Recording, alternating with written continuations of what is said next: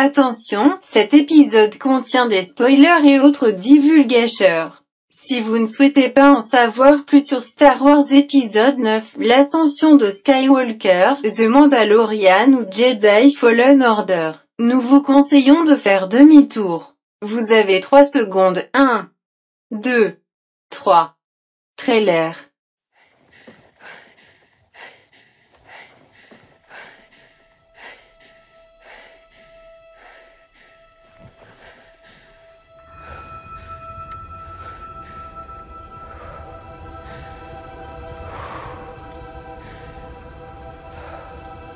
We've passed on all we know.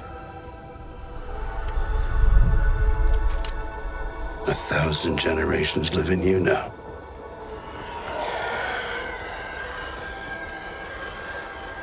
But this is your fight.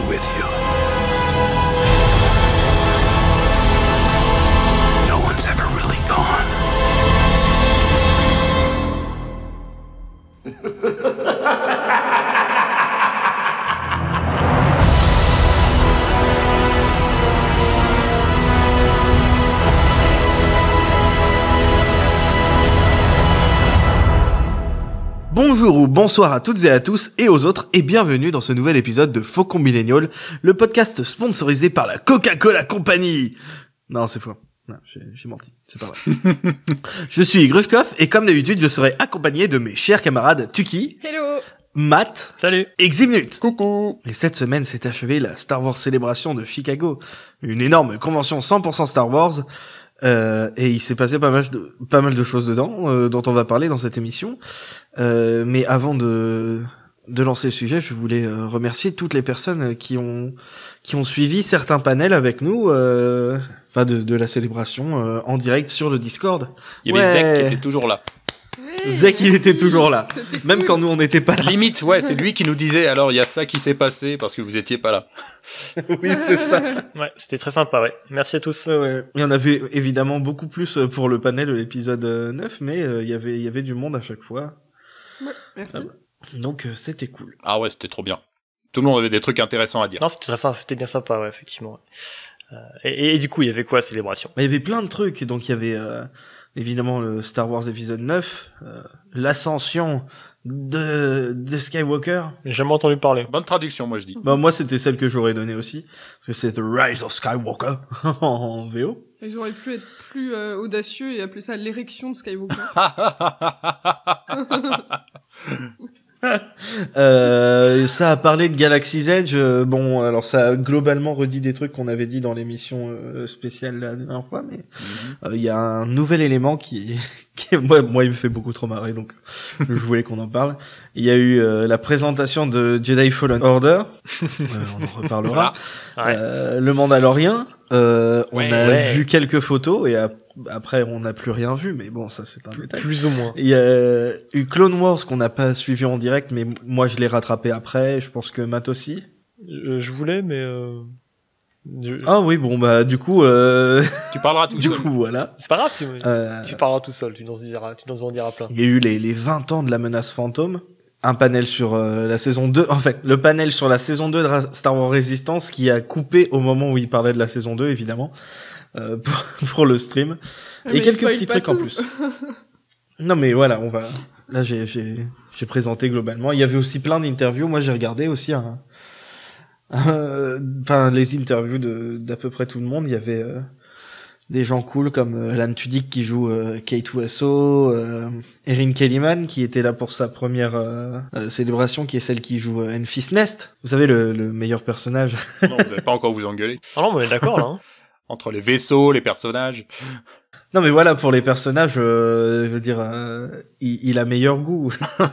Oui, enfin, tu penses du mal de Grievous, alors je suis pas certain. Non, je dis non. Alors, mais sur Enfys Nest, on est d'accord. on en reparlera de ça, mais c'est parce qu'il y a quelqu'un qui a dit que Star Wars épisode 3 c'était bien grâce à Grievous, alors que non. Heureusement qu'il est là quand même. On y reviendra. On en reparlera dans 3 semaines. Ça viendra. Et donc on va commencer par je sais pas, peut-être bon, on va commencer par le plus petit. Bah ouais, Donc l'épisode 9. Qui avait Stephen Colbert comme host, qui est un présentateur de talk show ce qui est plutôt la classe, vachement connu. Ouais, et c'était une surprise, on savait pas, et c'était plutôt cool. Et qui est-ce qui a pu le regarder là? Je sais que le panel, on l'a vu tous les trois avec Matt et Tuki. Ouais. Est-ce que tu l'as rattrapé toi, Ximnut, ou Des pas? petits bouts, mais pas le truc en entier. Ouais. Bon, globalement, ça restait un panel, c'était sympa. C'est un panel corporate, hein. C'est. Ouais. Alors corporate, mais très Storm Pilot. Oui, bah, ils ont pas pu s'empêcher, mais globalement, au niveau des questions, des réponses, des infos qu'on a pu glaner, en dehors du trailer, ça reste très corporate. On en dit le moins possible, on reste évasif. Pas prendre de risques. Voilà, ils prennent pas de risques, ils en disent pas trop. Ouais. On s'y attendait forcément, hein, mais c'est pour ça que moi c'est pas forcément le panel le plus que j'ai apprécié le plus en fait. Le trailer, bon c'est cool, là c'est génial, mais c'est globalement c'est un panel. Voilà, classique, on va dire, vraiment, qui prend aucun risque, ouais. Après, il y avait une nouvelle membre du cast qui est Naomi Aki, qui joue Jana dans le film, qui est du coup un nouveau personnage. Mais sinon, globalement, moi, je suis content parce qu'en fait, j'aime bien les retrouver. Ça fait, on les voit pas assez souvent, en fait, les autres.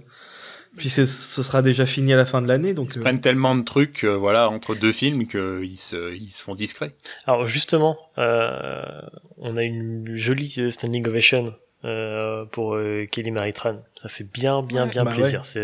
C'est justement c'est un des bons moments du panel, quoi, c'est de voir que malgré tout ce qu'elle a pris dans la tronche, non, il y a encore des fans qui sont contre ça simplement, et puis qui le montrent aussi, et puis qui ont voulu lui envoyer du positif, quoi. Ouais, ils ont scandé son nom et tout. C'était drôle. Ils l'ont même fait encore après le panel, quand elle était pour le Star Wars Show, qu'elle se faisait interviewer, c'est pareil, ils lui ont fait une standing ovation aussi, et c'était super émouvant. C'est cool qu'on lui montre du soutien comme ça, ouais. Ouais, c'est important de montrer que c'est pas une tendance générale, que voilà, la majorité des gens sont pas des abrutis. Oui. Moi, je m'attendais à ce que ça se passe comme ça, mais ça fait quand même plaisir de le voir pour de vrai. On a appris que, a priori, si Poe survit, il deviendra le meilleur pilote de Uber de la galaxie, en compagnie de Finn. Mais voilà, sinon il posait des questions qui faisaient que alors est-ce que t'es la fille de Lando, parce que évidemment, hein, elle est noire, il est noir, donc ils ont forcément un rapport, un lien de parenté. C'est pas possible qu'il n'ait aucun lien familial. Ce sont les deux seuls noirs de toute la galaxie, à part Finn. En fait, ils sont trois. Une fille, donc, en fait, il faut forcément qu'elle ait des parents connus, parce que si une fille a encore pas de parents, ça... Non. En plus, ça marche pas. Quand on voit le costume qu'elle a, dire Lando, il la voit habillée comme ça, il la renie, donc. Elle est où ta petite chemise à fleurs? Elle est où ta cape? Qu'est-ce que c'est que cette merde? Tu t'es traîné dans la boue, quoi. Et il se casse. Il est où le parfum?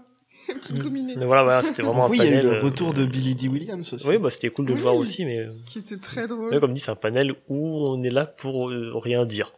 C'est un concept assez particulier, hein, mais.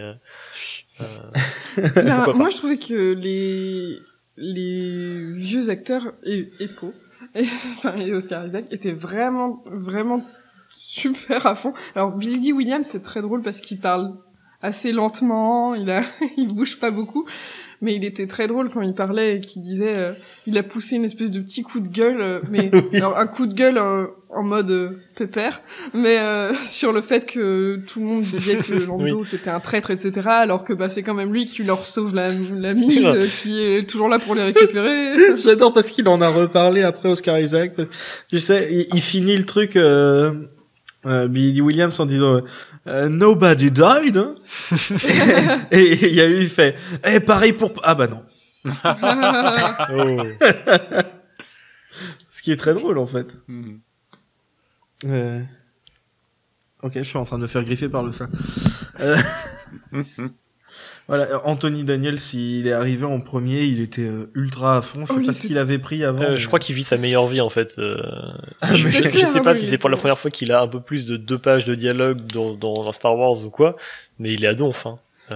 J'ai l'impression qu'il sera dans ce film. Après, comme on y vient, oui, pardon, mais vu le trailer, je pense que justement, oui, il a peut-être un rôle un peu plus intéressant, où il fait plus de choses, et je pense qu'il a dû kiffer grave, quoi. Parce que je pense qu'il va être plus actif. Parce que déjà, spoiler, si vous avez pas vu le poster que tout le test, monde a vu, poster moche, leaké, test. C3PO avait une arbalète dans les mains, et c'est vrai que C3PO c'est un personnage qui généralement est pas actif. Il est surtout là pour dire aux gens attention, ça va mal tourner. Il est un peu le comic relief. Il est surtout là pour dire il est là en fait depuis la prélogie. Oui, c'est ça. Il fait pas grand chose malheureusement. R2D2 il fait des trucs, il sauve des gens, il fait des blagues, il envoie chier le monde. Mais C3PO c'est vrai qu'il fait un peu le truc on l'a mis là parce que c'est rigolo, puis quand même il est emblématique de la saga. Mais du coup j'espère et c'est ce qu'il avait l'air de sous-entendre Anthony Daniels, que dans le 9 il aurait un peu plus un rôle un peu plus intéressant à jouer. Son meilleur rôle en tant que C3PO depuis le retour du Jedi, je pense. Hein. Non, c'est ça, les bruits de couloir disent même que c'était son film préféré à tourner. Ça m'étonnerait pas. Et ça, c'est pas moi qui le dis, c'est dans mon livre. Non, c'est Oscar Isaac qui l'a dit, la dernière fois, il avait dit que Anthony Daniels C'était bien éclaté. Avait dit, donc il a dit qu'il avait dit que Anthony Daniels avait dit que c'était son tournage de Star Wars préféré. Est-ce qu'on parlerait pas du trailer maintenant? Ah, il était bien. On pourrait revenir rapidement peut-être sur le panel parce qu'il s'est passé un petit truc à la fin du trailer qui était ouf. Oui, mais voilà, on parle d'abord du trailer. On va d'abord parler du trailer. Ouais. Oui. Le gars, il insiste pour qu'on parle du trailer. Il est ah non, attendez, on revient sur le panel. On y reviendra après. Non, il a dit après. Oui. Le trailer, c'était bien. Merci, au revoir. Enfin, voilà. Non, il était vraiment cool. Ouais. Tu dis ça parce que il y a 1 minute du trailer de 2 minutes où c'est Reylo. J'avoue, j'ai pleuré. Non, mais il était chouette comme trailer, il était vraiment cool. Ouais. Maintenant, avec le recul, j'évite de trop m'emballer parce que on sait souvent que ces premiers trailers, il y a plein de fausses pistes volontairement amenées pour que les gens spéculent à fond avant la sortie et qu'ils soient quand même surpris en arrivant au Cinoche. Je crois qu'avec The Last Jedi, ça avait fait à peu près la même chose. Hein. C'était le premier trailer était un peu monté différemment de ce qui se passait dans le film. Donc du coup, j'évite de trop m'emballer. Mais c'était bien cool. C'était vraiment cool parce qu'on a quand même plein de trucs, quoi. Enfin, on voit un peu visuellement la tronche que ça va avoir, la photographie, la lumière, les trucs comme ça. C'était très beau. Et c'est très beau. Ouais. Déjà, c'est très beau. Il y avait aussi cette bonne idée de pas avoir ce montage épileptique qu'on voit de plus en plus dans les films d'action, avec justement notamment à la fin, au moment où là on est en train de monter en puissance, où on a quasiment un plan de demi-seconde, d'une demi-seconde maximum. Ils avaient cette intelligence de pas être tombé là-dedans parce que ça fait pas Star Wars et en même temps il bouge bien. En même temps, il bouge comme ça. Tu sens que le film, il est pas, bon après c'est Abrams donc ça bouge forcément, hein, mais tu sens qu'il est pas plan-plan. Tu sens que il y a du rythme et que ça va être ça va avoir de la gueule, quoi. T'as à la fois des beaux plans posés, excuse-moi, des plans bien posés, et en même temps voilà, tu sens qu'il y a des scènes d'action qui sont quand même qui vont être fun. Je veux dire, ça s'ouvre sur une scène d'action, on a mis du temps à arriver, mais justement en plus c'est bien. Elle te met les poils cette scène quand même avec le chasseur. Le vaisseau est magnifique, le décor est beau, elle est belle, elle est super badass, c'est vachement cool à regarder. Même le Razmot est super bien filmé, enfin, c'est de la CGI j'imagine, mais ça rend super bien, quoi. Il y a un côté qui fait un petit peu écho au Retour du Jedi, je sais pas si ça sera vraiment le cas ou quoi, mais autant dans les photos, on a vu ce qui ressemble à Endor, je pense qu'on va y revenir après. Ça ressemble fortement à Tatooine, j'en ai aucune certitude, mais ça fait beaucoup penser à du Tatooine épisode 1 même. On va faire remarquer que ça ressemble un petit peu aux environnements Spa, le côté course de potes, tout ça. On retrouve un peu cette lumière. Ouais, mais en même temps, on voit des espèces des vaisseaux en Razmot, dans des canyons avec des évaporateurs d'humidité, donc forcément on est en terre inconnue. Mais c'est pas Jakku, quoi. Je pense clairement pas que ce soit Jakku. Non, Jakku, c'était vraiment désert, quoi. D'ailleurs, des dunes, hein. Si c'est vraiment les planètes qu'on a connues dans la trilogie originale et que c'est en sachant la fin, ce qui arrive à la fin du trailer, ça pourrait vouloir dire qu'ils sont en train de remonter les traces par exemple de Luke. Il y a peut-être un écho, peut-être une volonté de faire un écho au Retour du Jedi. On en a pas parlé. Est-ce qu'on fait du spoil ou pas aujourd'hui? On n'a pas. Tombe en zone spoiler ou pas? On n'a pas parlé encore aussi du fait qui est quand même assez important que dans les musiques, par exemple le trailer principal de Force Awakens, c'était le thème de Leia et Han. Pour The Last Jedi, c'était plus celui de la Force et de Luke. Et là, c'est Leia. Comme c'était un peu prévu, hein. C'était prévu. Il est vachement, ils lui ont donné une super pêche au thème. La musique était grandiose, je trouve aussi, pour ce trailer. Leia qu'on voit, et d'ailleurs, ils ont réutilisé. Ça se grille vite, hein, mais bon, ça doit pas être le seul. Hein. Mais je pense qu'ils ont pas encore fini tout ça. Mais voilà, c'est exactement la scène où après que Starkiller ait explosé, où elles se font un câlin. Cela dit, ça m'a pas choqué. Hein. Franchement, je me suis pas tout de suite dit, ça vient du film. C'est abusé, c'est trop grillé. Non. Ils ont changé la lumière et les couleurs pour que ça matche la nouvelle tenue de Rey. D'ailleurs, la lumière est, pas ouf, mais ça a l'air très lumineux. Le film, de façon générale, à part quelques plans, c'est vrai qu'on en reviendra peut-être après, mais globalement, même sur les photos qu'on a pu avoir pendant le panel, justement, tout ça était très lumineux. Je trouvais que le film avait vraiment une pêche de ce point de vue-là. Ça a l'air assez cool. Il y a pour moi quelque chose de ce côté-là, une volonté d'amener quelque chose par ce biais-là aussi. Ouais, comme l'a dit Kathleen Kennedy, le mot qui définit le plus le film, c'est l'espoir. Donc, c'est raccord, ouais. Si le truc est plus lumineux, c'est... Ils ont l'espoir de faire 2 milliards avec celui-là. J'ai bien kiffé aussi Poe et Finn et C3PO en mode Mad Max. Moi, ce passage, ça m'a rappelé les skiffs avec Jabba, quoi. Hein. Ouais, c'est clair, mais sauf que là, c'est course-poursuite. Ouais, ça aussi, ça a de la gueule. Là. On voit brièvement des Jet Troopers, je sais pas ce que ça donnera, j'ai très envie de les voir. Bon, c'est parce que j'ai un kink avec les armures de Stormtroopers, mais je suis très curieux de voir ça. Perso, le truc qui m'a marqué, c'est l'utilisation des ralentis et tout. C'est pas un truc qu'on a vu des tonnes de fois dans Star Wars, il me semble. Il y en a dans le 7, justement.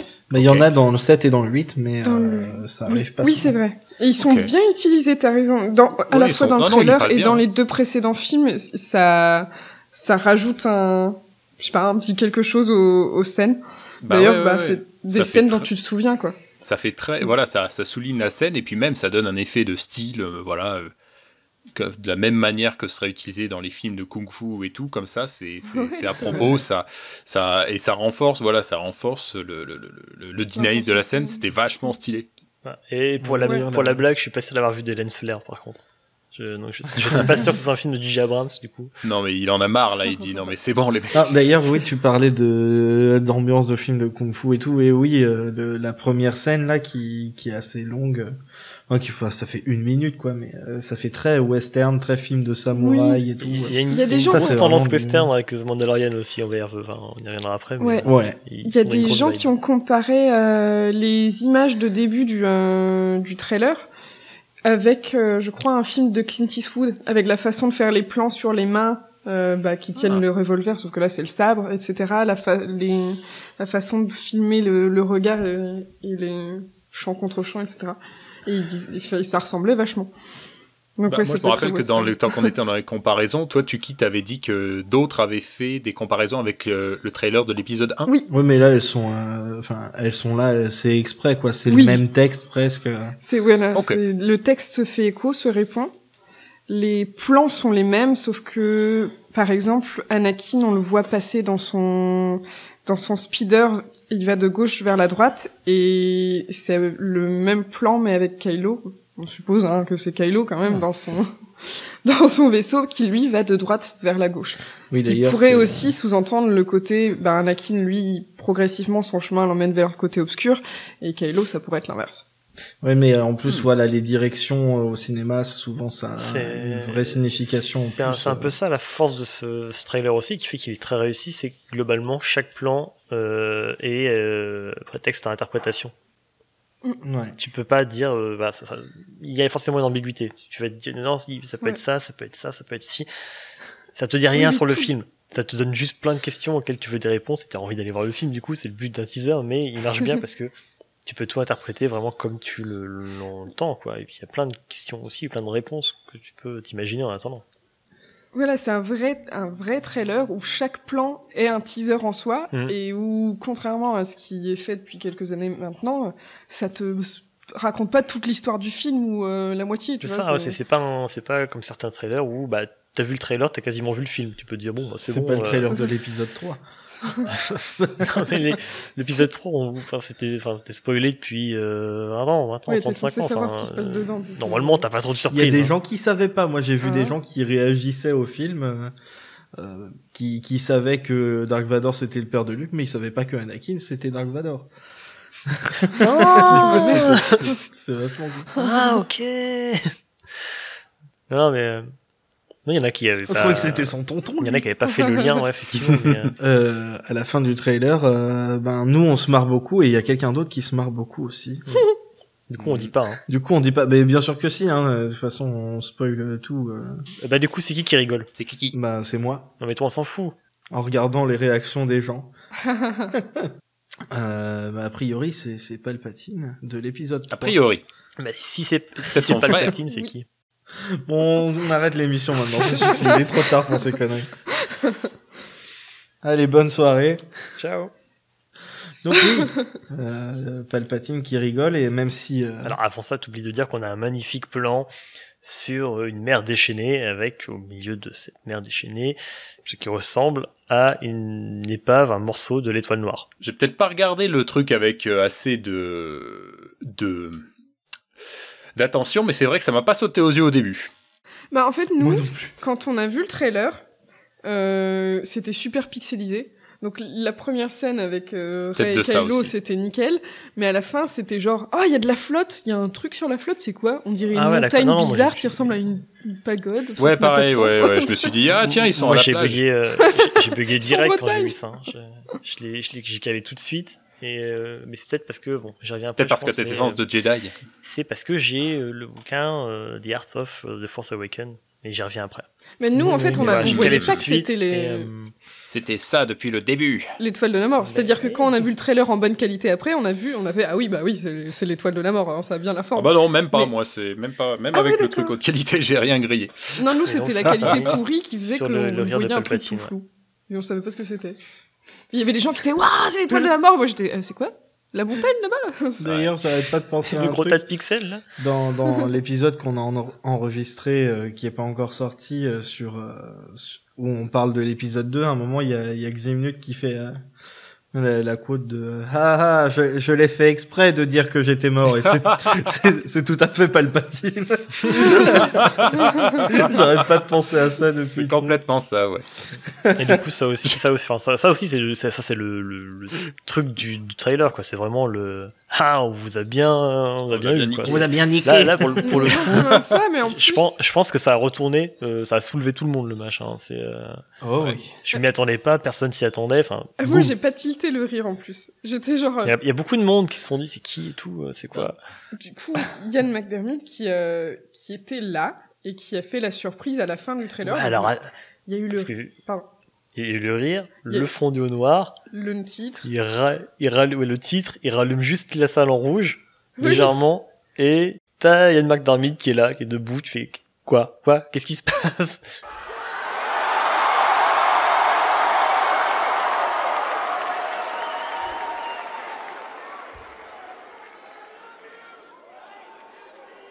Roll it again.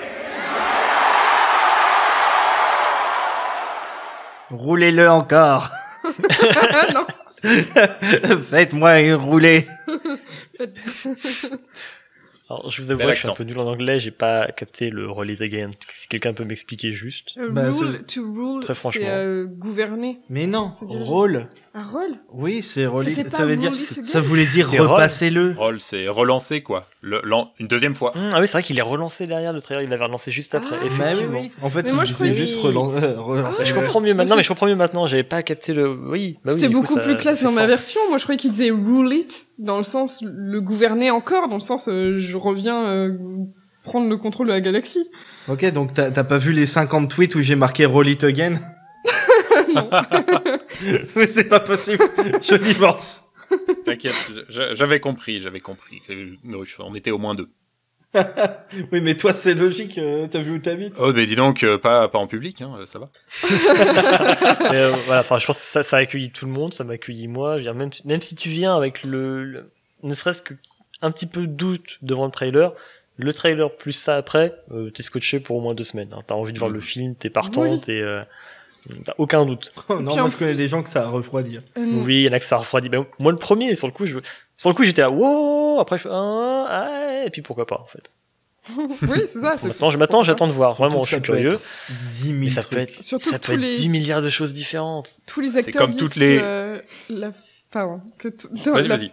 façon dont le film, enfin l'histoire, là où l'histoire va, ça pouvait pas être autrement et c'est super bien fait. Enfin, en tout cas, tous les acteurs et actrices sont super Mhm. hypés. Kathleen Sauf, Kennedy. sauf Mark Hamill hein, qui dit de la merde. Ah oui, non comme mais d'habitude. lui, bon, on s'en fiche. Kathleen Non, Kennedy, non. on aurait dit une petite fille sur scène pendant le panel, elle battait les jambes, elle arrêtait pas de rigoler dès que quelqu'un parlait, c'était trop fou à voir. Mais elle s'éclate, hein. Je suis sûr que bon, ça doit être compliqué, ça doit être crevant, mais je pense qu'elle vit sa meilleure vie, quoi. Elle gère Star Wars, quoi. Enfin, Après, elle est aussi la représentante de Lucasfilm, elle est là pour vendre le film. Donc, c'est aussi... Je pense qu'il y a aussi une partie de business. elle a l'air de kiffer ce qu'elle fait. Je Ouais, pense ouais, pas ouais, qu'elle ouais. soit là uniquement pour brasser la thune derrière, parce que je pense qu'elle aime vraiment ce qu'elle fait. Et quoi qu'en disent certains, et puis ils peuvent dire ce qu'ils veulent, elle fait ça bien. Ah, ça, par contre, oui. Je crois qu'on l'a déjà dit ici, Kathleen Kennedy, je pense que c'est la meilleure chose qui soit arrivée à Star Wars depuis très longtemps. Mhm. Et elle kiffe ça, elle s'éclate, ouais, pendant le panel elle s'éclatait, je crois qu'en interview pareil, elle a l'air de s'amuser à fond. Non, c'est cool de voir un... Oui, Ouais, c'est clair. elle était trop fière du titre et de faire genre on essaye de vous C'est de vous cool de troller. voir un cadre qui est aussi, c'est cool de voir un cadre qui est aussi enthousiaste. Je veux dire, j'ai pas souvenir d'avoir vu Lucas aussi enthousiaste à une première d'un de ses films ou n'importe quoi. Non, mais alors, Le mec a l'air de se faire déjà, je sais pas chier de s'il a voir déjà quel souri un enthousiasme. jour. Pardon, on a parlé en même temps.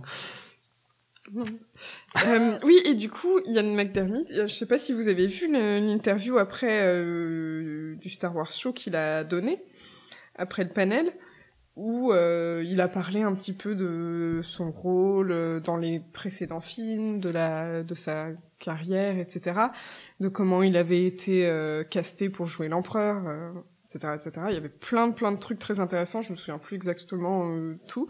Et il disait que pour le trailer du 9, JJ est venu le voir en lui disant « Il y aura peut-être l'empereur qui rigole dans le trailer ».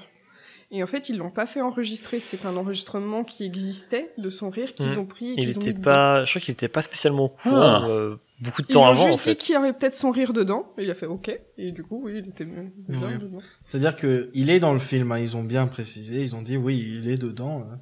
Mais Ils ont pas dit le comment, rire. hein. Ça peut être une voix, ça peut être... Ben, ça peut être 10 000 trucs, hein, comme on dit. Par exemple, il y a aussi les droïdes de Shattered Empire et Battlefront 2, là, qui sont les droïdes tout rouges avec juste tu sais, un écran avec sa tête Ah oui. qui parle avec sa voix. Ah oui. Enfin, Et tu vois, il y a 10 000 Sentinelles, façons. Oui, les sentinelles, oui, effectivement. 10 000 je sais pas façons comme ça de ça s'appelle, ramener. il me semble. Mais Ouais. Même si moi, je préférais Oui, que ce il y a soit vraiment... plein de- Et moi, il Mais- m'a bien fait rire pendant son interview parce qu'il disait que il adorait le trailer et le fait qu'il y ait son rire à la fin parce que ça fait genre, waouh, regardez, c'est trop bien. Puis le truc, il s'appelle de l'ascension de Skywalker et là, il fait. Et moi, j'arrive et je fais. C'est ce que t'espères, hein? I don't think so. Oui, c'est ça, c'était génial. Non, je crois pas, non. Et il y a c'est quand même ce côté un peu kitsch. Bah ouais. Qu'il faut dans Star Wars, quoi. Ce trailer, il a un côté kitsch, il faut l'avouer, il faut se l'assumer, enfin. Mais oui, c'est ça. Il faut l'admettre, hein. Et, bah, ça marche, mais c'est un peu kitsch, mais c'est génial. C'est quand même des histoires de mecs et de meufs qui se battent avec des épées lumineuses. C'est des sorciers dans l'espace, hein. Je pense que tu prends la guerre des étoiles, tu lui mets une direction artistique totalement différente, un truc à la Flash Gordon, comme il voulait faire à la base. Ça ressemble à rien. C'est clair. Moi, Flash Gordon, voilà, c'est rigolo à regarder, voilà, en fin de soirée et tout. Mais ça, mais voilà. Tapez bien Flash Gordon, pas Flash Gordon, vous allez avoir des surprises. Oh non. Et oui, et du coup, un des trucs On n'a dont même pas on fini n'a ce pas panel. parlé sur le panel et qui je pense est important parce que j'ai vu pas mal de gens sur Twitter après avoir vu le trailer qui étaient en mode oh non, ça répudie ce que Rian Johnson a fait dans l'épisode 8. Ah là là. J'ai l'impression que ça va pas du tout dans la même direction. Pendant le panel, J.J. Abrams a remercié Rian Johnson en disant il l'a remercié d'exister, il a dit que c'était son nouveau dieu. Wow. il a avait une dit photo qu'il de lui, était il a vraiment dit ça Non, il a dit qu'il était très, j'ai pas le mot français, Grateful. reconnaissant Tout à fait. de De plein de merci. trucs qu'il avait fait. de ce que. Après, ça reste un discours comme dit corporate. Oui, Je dis mais pas que c'est faux, évidemment. Et il pouvait ne pas le dire non plus. Mais ça. je pense pas que c'était faux prouve parce pas qu'après, énormément de en choses, plus, forcément, hein. il a dit que justement un des trucs qu'il avait préféré, c'était qu'il ait embauché Kelly Maritran et JJ avait plusieurs fois dit que quand il avait lu et ça a été confirmé par les acteurs et actrices qui étaient présents, quand il avait lu le script du 8, il avait dit waouh, mais c'est tellement bien, je suis tellement triste de pas pouvoir le réaliser. Il était deg de pas pouvoir le réaliser. Ouais, il était vraiment. C'est une notoriété publique, mais bon, tu sais, c'est comme le t-shirt Force is Female qui a rien à voir avec Star Wars, mais les gens ils continuent de l'ignorer, tu sais. Après, moi les craintes, parce que c'est des craintes, hein, c'est pas des critiques. Les craintes des gens qui ont peur, parce que moi je suis comme vous tous, j'aime beaucoup l'épisode 8 et forcément j'ai des craintes que ce qu'il a amené soit un peu perdu ou dilué ou renié, même si ce sera clairement pas le cas. Je les comprends ces craintes parce que, comme je redis, il est ouvert aux interprétations. Si tu viens avec ton verre à moitié plein, tu vas kiffer, tu vas dire ça part bien, ça a l'air cool finalement, ouais, je suis plutôt rassuré, ça a l'air sympa. Si tu viens avec ton verre à moitié vide, tu vas dire ah putain non peut-être pas, ça va pas le faire, ça craint et tout. Moi, comme dit, c'est un ressenti sur le moment. Au début, moi, j'étais plutôt à fond. Maintenant, je suis revenu en mode attendre et voir. J'attends. Hein, je suis curieux d'en voir plus et de voir ce que ça va donner. Je comprends d'autres qui puissent avoir des craintes, mais maintenant, voilà, il s'agit juste d'attendre et de voir ce que ça, vraiment à quoi ça va ressembler, hein, simplement. Bah, moi, c'est normal d'avoir des craintes. Après le 8, quand ils ont annoncé que JJ allait faire le 9, etc. et tout, j'avais vachement peur, je me disais, parce que j'aime beaucoup The Force Awakens, mais c'est vrai que comparé à The Last Jedi, ça fait pas du tout le même ressenti, etc. Et du coup, je me disais, est-ce que le JJ va réussir à reprendre The Last Jedi, qui est vraiment tellement excellent, et à faire un truc au moins aussi bien? Et surtout pour clôturer, ouais, c'est mieux. Clôturer clore, oh, c'était ça en fait, j'ai fait un mélange de la saga et sur les Skywalker. Il a pour grande force de ne pas avoir donné de réplique à Mark Hamill et et donc vous m'avez coupé. Ah oui, pardon, je te recolle. Ouais. Moi, je me suis beaucoup coupé du jambon hier. J'attendais rien du tout du 9. J'avais vu avant le trailer et le panel quelques trucs de leak, comme le casque de Kylo, des trucs comme ça. J'étais ouais, ok. Mais vraiment, j'attendais rien et le trailer m'a vraiment hypé. Je suis toujours dans ce truc de je peux pas attendre décembre. Et t'attendais rien quand même. J'attendais du Stamp Pilot et du Reylo, mais en fait moi j'attends rien parce que je sais pas ce qu'il va y avoir, donc je préfère me dire j'y vais et puis on verra bien ce qui se passe.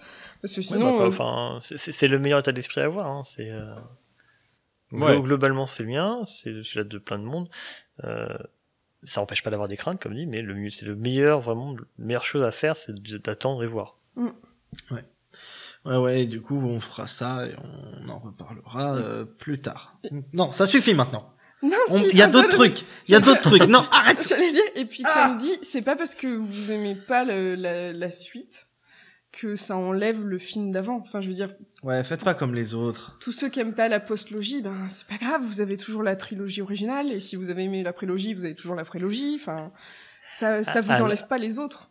Ils sont toujours là. Alors, quand vous aurez pas votre Reylo et votre Storm Pilot, je vous repasserai ce petit extrait, et je prendrai un petit verre de cognac à côté, et je le repasserai en boucle.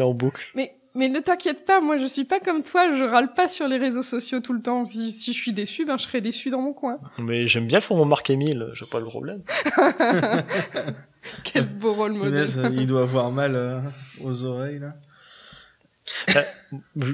Allez, deux secondes sur Marc-Émile.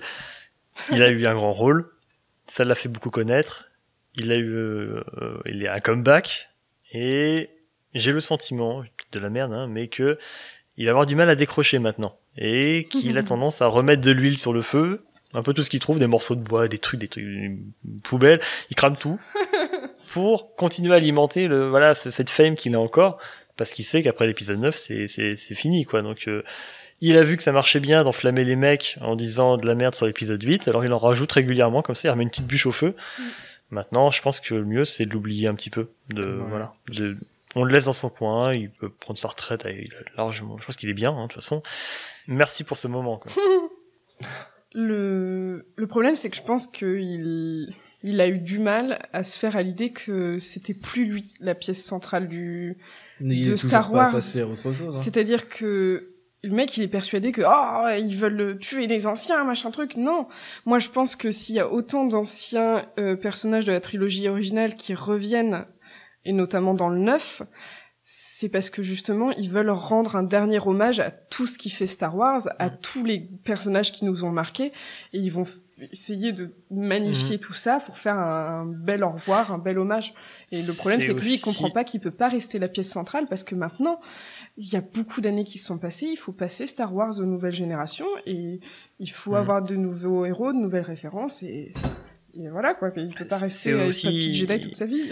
C'est aussi pour ça que, non, l'épisode 9, il va pas partir que sur du 9, il peut pas se reconstruire uniquement autour de choses nouvelles, comme on l'aurait peut-être voulu après l'épisode 8, qui était là, entre guillemets, parce que je sais que c'est pas le message du film, mais pour tuer les vieux trucs, se débarrasser des vieilleries. Non, parce que l'épisode 9, il est là pour clore cette saga qui dure depuis déjà 8 films. Donc forcément, il peut pas se terminer sans avoir des personnages, des acteurs des anciens films. Donc forcément, c'est un gros hommage, celui-là. J'espère que ça sera pas trop appuyé de ce côté-là. On reste dans le film quand même. Mais forcément, ça s'est pas arrêté au 8, quoi. Et le 9, il faut forcément que ça en parle encore. Ensuite, le lendemain, ça a commencé avec Galaxy's Edge. Donc, globalement, tout ce qu'il y avait dedans, on l'avait déjà dit dans notre émission dessus. Mais il y a eu un truc nouveau. Un truc extraordinaire. Merveilleux. Il faut de l'argent pour faire un parc... l'air de rien. Puis il faut de l'argent pour faire de l'argent. Oui. En plus, il faut de l'argent. Parce que c'est ça, faut pas se leurrer de toute manière, Star Wars, c'est aussi ça. Donc, faut le dire. On peut pas les payer en exposition. Écoute, voilà. Donc il y a... Je leur dis, ouais, je parlerai du parc à mes amis. Alors si Lucasfilm m'écoute, je suis prêt à bosser dans n'importe quel film, gratuitement pour la passion. Moi, je veux bien être payé en passion sur ce coup-là, y a pas de problème. Pareil, moi je veux bien être l'actrice principale. Arrêtez, ils vont vous exploiter là. Les trucs de Ryan Johnson gratuitement. Pas de souci. Si pour une fois je peux me faire exploiter en le voulant bien, Profitez-en en capitalisme. Dans ces cas-là, je veux bien, parce que le travail, non, déjà moins. Mais voilà, non, il n'y a pas grand-chose à dire sur Galaxy's Edge qu'on n'avait pas déjà dit, mais il y a un truc, et je laisse Grushkov en parler, parce que visiblement, il a kiffé ça à fond.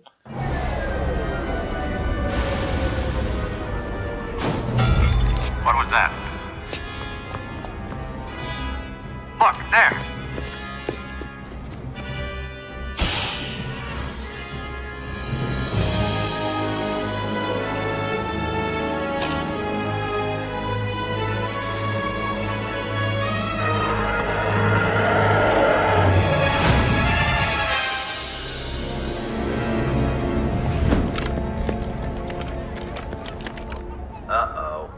Le Coca. Je suis même pas fan de Coca en plus, c'est juste l'idée. Enfin, ils ont designé des bouteilles spéciales et rien que pour ça, c'est. Alors c'est à la fois, alors voilà, en fait ils ont fait un trailer avec des effets spéciaux, les décors.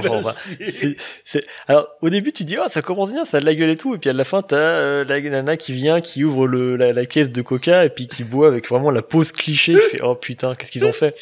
Mais sinon ça commençait bien, c'était cool. Il y a beaucoup de thunes là-dedans, mine de rien, dans cette petite pub. Mais voilà, clairement, ils ont fait quoi? Ils ont fait des bouteilles de Coca, de Sprite et j'oublie toujours la marque de minéral. À chaque fois, j'oublie. Non, alors il y a Coca, Coke. T'as peut-être ça, Ximnut, au Canada, une marque de mais minéral, je me souviens plus très bien. Coca. Azani, je crois, un truc comme ça. Ça me dit rien, ça. Non, Bref, on s'en fout un peu, mais en tout cas voilà, ils ont designé des bouteilles de ces 3 boissons du groupe Coca exprès pour Galaxy's Edge, donc avec des formes un peu futuristes, on va dire. écrit Et en moi par contre, le seul truc que je kiffe vraiment, c'est qu'ils ont vraiment bossé les logos pour faire un logo Coca-Cola stylisé avec de l'Eurebêche, avec vraiment c'est simplement ça pourrait être dans Star Wars. C'est bien Dasani, ouais. Dasani, ouais.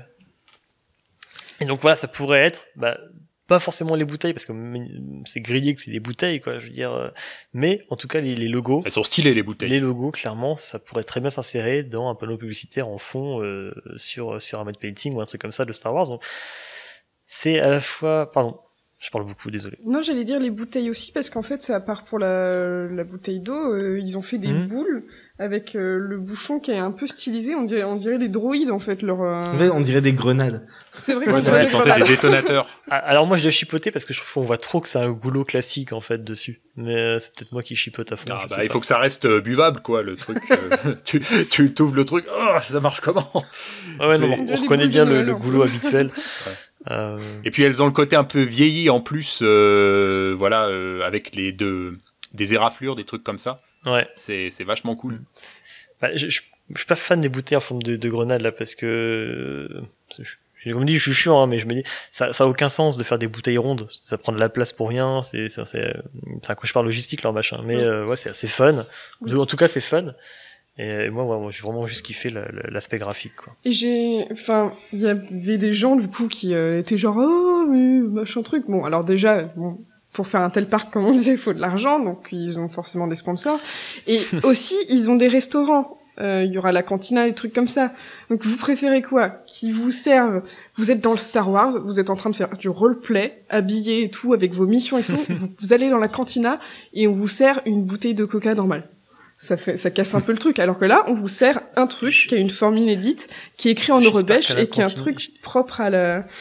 J'espère qu'à la cantine, on te sert pas les bouteilles rondes sur la table parce que c'est un coup en fout de partout, c'est n'importe quoi. Elles ont un fond légèrement plat, elles sont pas complètement rondes. Mais casse pas mes vannes non plus. Allez, casse. Mais moi, j'ai une certaine intégrité, moi, monsieur. Mais du coup, oui, je trouve ça bien. Dis tout de suite que je suis malhonnête. Je trouve ça bien que pour leur sponsor, au lieu de juste dire, voilà, tant pis, de toute façon, il faut bien vendre des boissons, ils se sont dit, quitte à vendre des boissons, autant que les gens trouvent les boissons qu'ils aiment et qu'elles les cassent pas non plus, cassent pas l'ambiance Star Wars. Ouais, c'est comme on l'avait dit longuement, je crois, dans l'épisode, c'est le souci du détail. Ils veulent vraiment soigner ça. Ça me fait plaisir. Et puis d'un autre côté, faut pas se leurrer. Disney, c'est indissociable. Enfin, Disneyland aussi, c'est indissociable de Coca, qui est indissociable de McDo. J'ai envie de dire quelque part, deal with it, quoi. Faut faire avec. C'est con, même moi, ça m'emmerde de l'admettre, hein. Mais voilà, même du Coca dans mon Star Wars, tant que c'est qu'au parc, ça va. Hein, tant que j'ai pas, comme dit, les panneaux publicitaires, donc Clone Wars avec marqué Coca. Mais pourquoi pas? Ça me va. ça pourrait. Ils ont fait le taf largement assez bien pour que ça puisse. Mais ça me dérangerait déjà un petit peu plus. Mais là, en l'occurrence, c'est dans le parc, c'est à Disneyland, ils vont forcément vendre du Coca. Il en faut, au moins c'est bien fait. Surtout saison 2.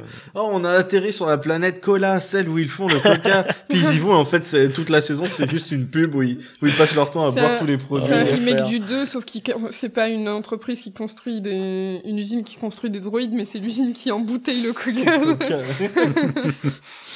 Ou alors, Coca Syndicate. Tu sais, tu refais les genre Solo ou l'épisode Alors, c'est le 5 ou le 6 ? Le 6, où t'as Leia qui est avec son détonateur thermique, tu sais, la bouboule, là, et puis en fait, tu fais, moi, je fais pas du tout un détonateur thermique, c'est une putain de bouteille de coca.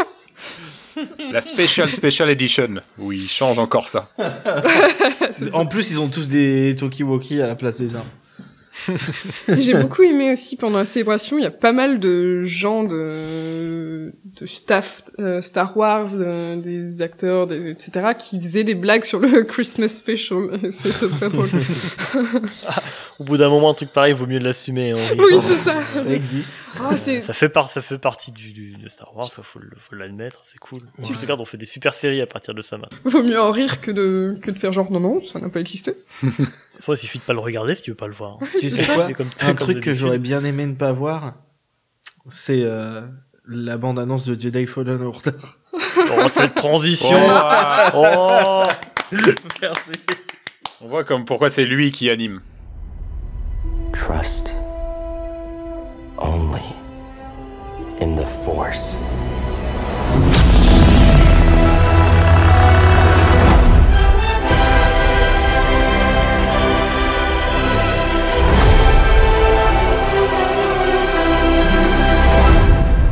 Et du coup, Jedi Fallen Order, est-ce que c'est du caca ou du coca?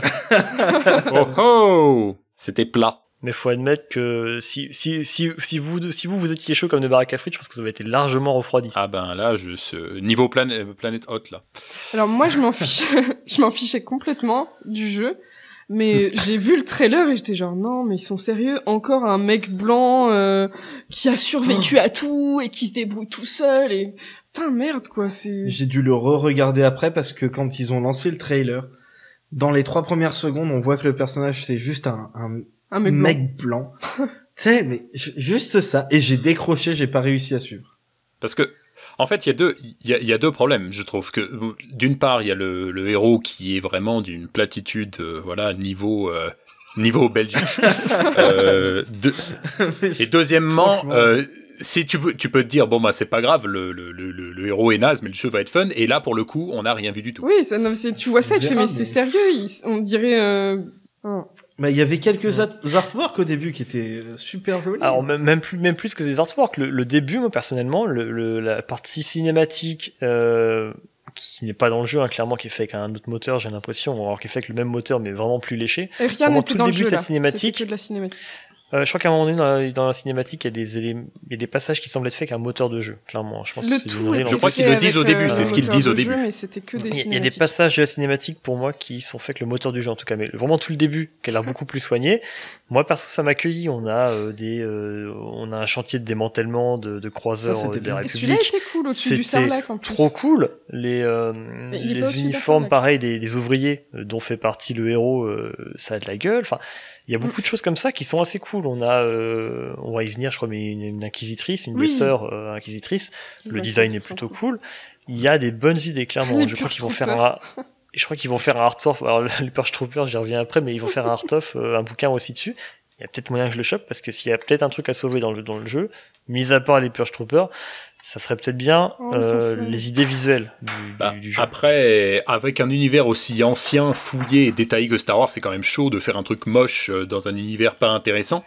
Mais ça, vu que c'est tout de la cinématique, c'est vraiment impossible de dire si le jeu sera cool ou non, parce que on ne voit rien du tout. Et à part des indications sur le fait qu'ils ont dit ouais. Voilà, il y aura divers fins. Voilà, vous pourrez faire des choix. Vous aurez une influence sur l'histoire. Bon, encore heureux en 2019. On n'a vraiment pas eu des trucs croustillants à se mettre sous la dent. Donc c'est vraiment encore impossible de dire si le jeu sera cool ou non. Ça clairement. Par contre, et ils étaient super fiers d'eux de dire que pas de microtransactions. Ce genre de trucs, ils étaient tellement fiers d'eux que voilà, encore heureux là encore après le bad buzz qu'ils ont eu. Et vous savez quoi, vous allez acheter votre jeu, vous aurez plus à payer après. L'idée du siècle, ouais. Bien sûr que si, ils ont pas dit qu'il y aurait pas de DLC. Hein. Oui, c'est ouais. Bon bah ça, par contre, là, c'est pas la peine d'espérer. Ils vont peut-être se gaver dessus justement. Ils vont se gaver dessus. Ils vont se rattraper là-dessus. Il y a moyen. Peut-être qu'ils auront des meilleurs skins pour les Purge Troopers, peut-être des meilleurs modèles 3D. C'était niveau savoir si le jeu sera cool ou non, bah c'est vraiment difficile à dire. Là-dessus on peut pas se prononcer. Ce qu'on peut se dire c'est est-ce qu'on a envie ou pas. Voilà, c'est ça. Est-ce que ça nous donne envie ou pas. Moi clairement je préfère choper le bouquin des artworks du jeu. Ça m'intéresse plus que le jeu en lui-même. Pour l'instant, Moi, je le prendrais de toute manière, mais voilà. Mais Ouais, alors c'est que Pour la science. franchement, pour comparer, le jeu VR avec Vador, Ouais. j'ai rien vu dessus. Oh, il faut que donnait t'ailles voir parce que vachement vraiment, envie. Il est C'est beaucoup vrai, ça. plus moche dans le Bah, sens c'est de la où il VR, a l'air, tout, c'est compliqué. voilà, c'est de la VR, donc ça a l'air plus daté. Mais l'art, enfin le visuel et tout, Le jeu a l'air bien. Pour vous Ça rappeler, avait l'air trop kiffant. j'arrive pas à faire tourner Battlefront 2 sans ma machine. La VR, pour moi, c'est le futur, hein, c'est Mars. Ah, mais Ah oui, mais le jeu donnait plus pareil. envie, tu vois. On a vu les. il avait un côté un peu oppressant. Ouais. Dans le Ça noir marchait comme ça, bien. t'avais vraiment cette impression, voilà, d'être ce personnage vraiment bloqué. T'es bloqué dans un endroit fermé avec Dark Vador qui te poursuit. Ça avait l'air, ça avait l'air vraiment cool. Mieux que ça. En plus, le personnage principal, c'est un alien. Voilà. Genre, Ouais. ça m'énerve depuis tout à l'heure. Je suis en train de rager. Hein. Il faut vraiment pas que je parle du jeu.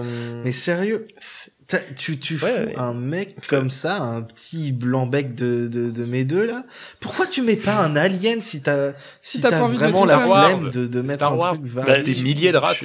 Je vais simplement te dire pourquoi, même si il nous faudrait 3 heures pour développer là-dessus, et avec des invités qui pourront en parler, mais simplement, ils connaissent leur public, j'ai envie de dire.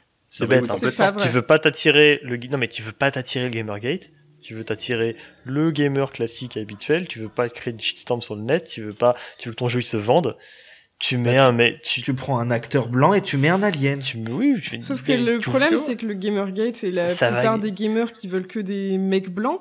C'est pas la majorité. J'ai fait une école de jeux vidéo. Les mecs, ils s'en battaient les couilles que ce soit un mec blanc, cis, valide, hétéro qui jouait. Il y en a plein qui fait jouer des filles. Il y en a justement qui se plaignaient qu'il n'y ait pas assez de diversité, etc.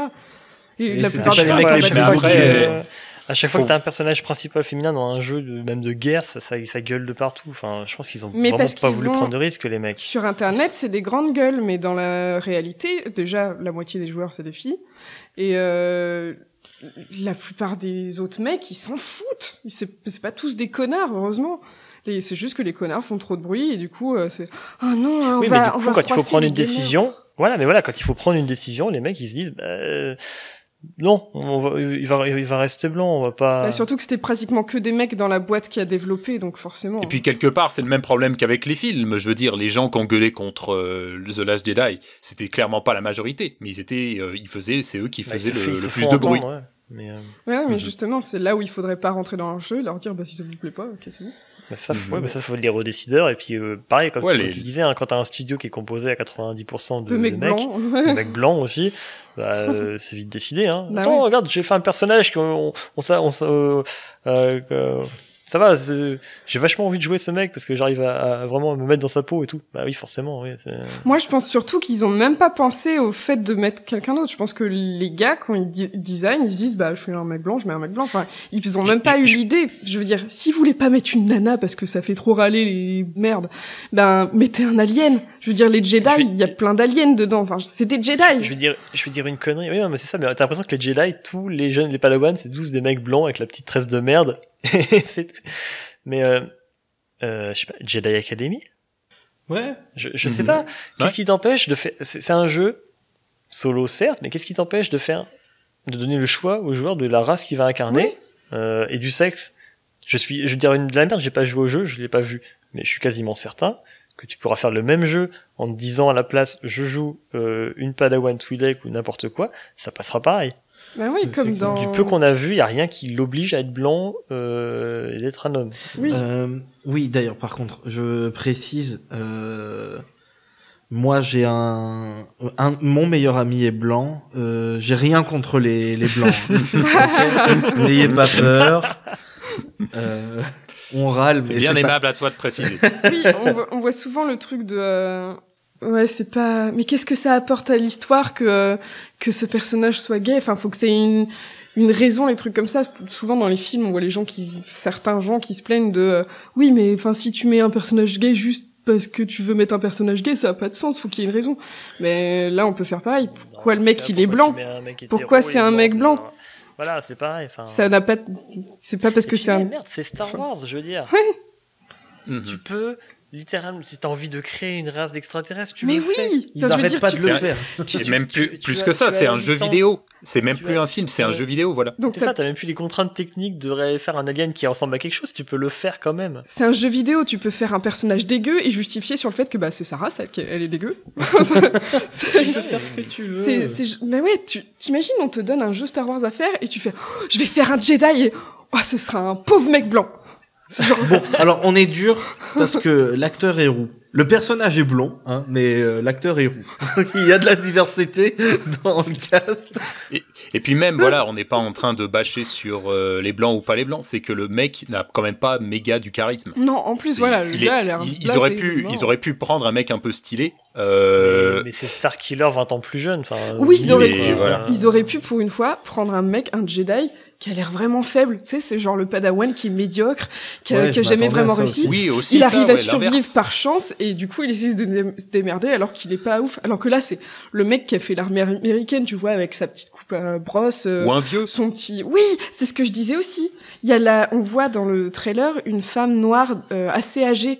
Qui apparemment est un chevalier Jedi à la base. Pourquoi pas elle? Mhm. Pourquoi pas un vieux? Pourquoi pas alors un ça, à la tout rigueur, jeune je comprends le délire de mettre un jeune et parce qu'il y aura quelque part, je pense, une progression. Tu commences Padawan, je suis tu développes d'accord des par pouvoirs, rapport à ça, le truc absolument. habituel, Ouais. un peu cracra. D'ailleurs, si c'est pour se taper encore une progression à la Force Unleashed, non merci, mais bon, mettons. Je comprends ça à la rigueur. Mais voilà, là, on n'est pas là pour bâcher. Oh, il y a des blancs, il y a des blancs, il y a des blancs. Non. C'est pas ça. La question, c'est que vraiment, déjà, c'est un manque flagrant d'imagination, C'est de clair. diversité, d'originalité. Les mecs, ils ont la licence Star Wars, ils peuvent faire littéralement ce qu'ils veulent, même pourquoi tu fais un humanoïde, tu mets un cheese, même si ça te fait Tu mets un plaisir, peu importe. cyborg. Techniquement, ils sont en droit de légitimer ce qu'ils veulent. Mhm. Dans le canon, là même, carrément. Bah ouais. Pourquoi t'y vas pas à fond, quoi? C'est triste de Dommage, voir ouais. un choix pareil, qui donne pas envie, simplement, déjà d'une. Qui est pas bon représentatif, c'est encore bon, c'est des bêtises de JW bobo gauchiste, mais j'assume, pas de problème, mais voilà, c'est con encore d'avoir des mecs blancs partout parce que Bah, il faut c'est faire pas autre comme chose, s'ils avaient déjà simplement. tout. Et maintenant ils ont toute la galaxie en plus, hein, et c'est n'importe quoi. Puis y a Palpatine qui revient, alors du coup c'est foutu, ils vont vraiment. Non, reprendre c'est tout. juste que ce jeu, enfin pour moi c'est le jeu de la flemme. Oui.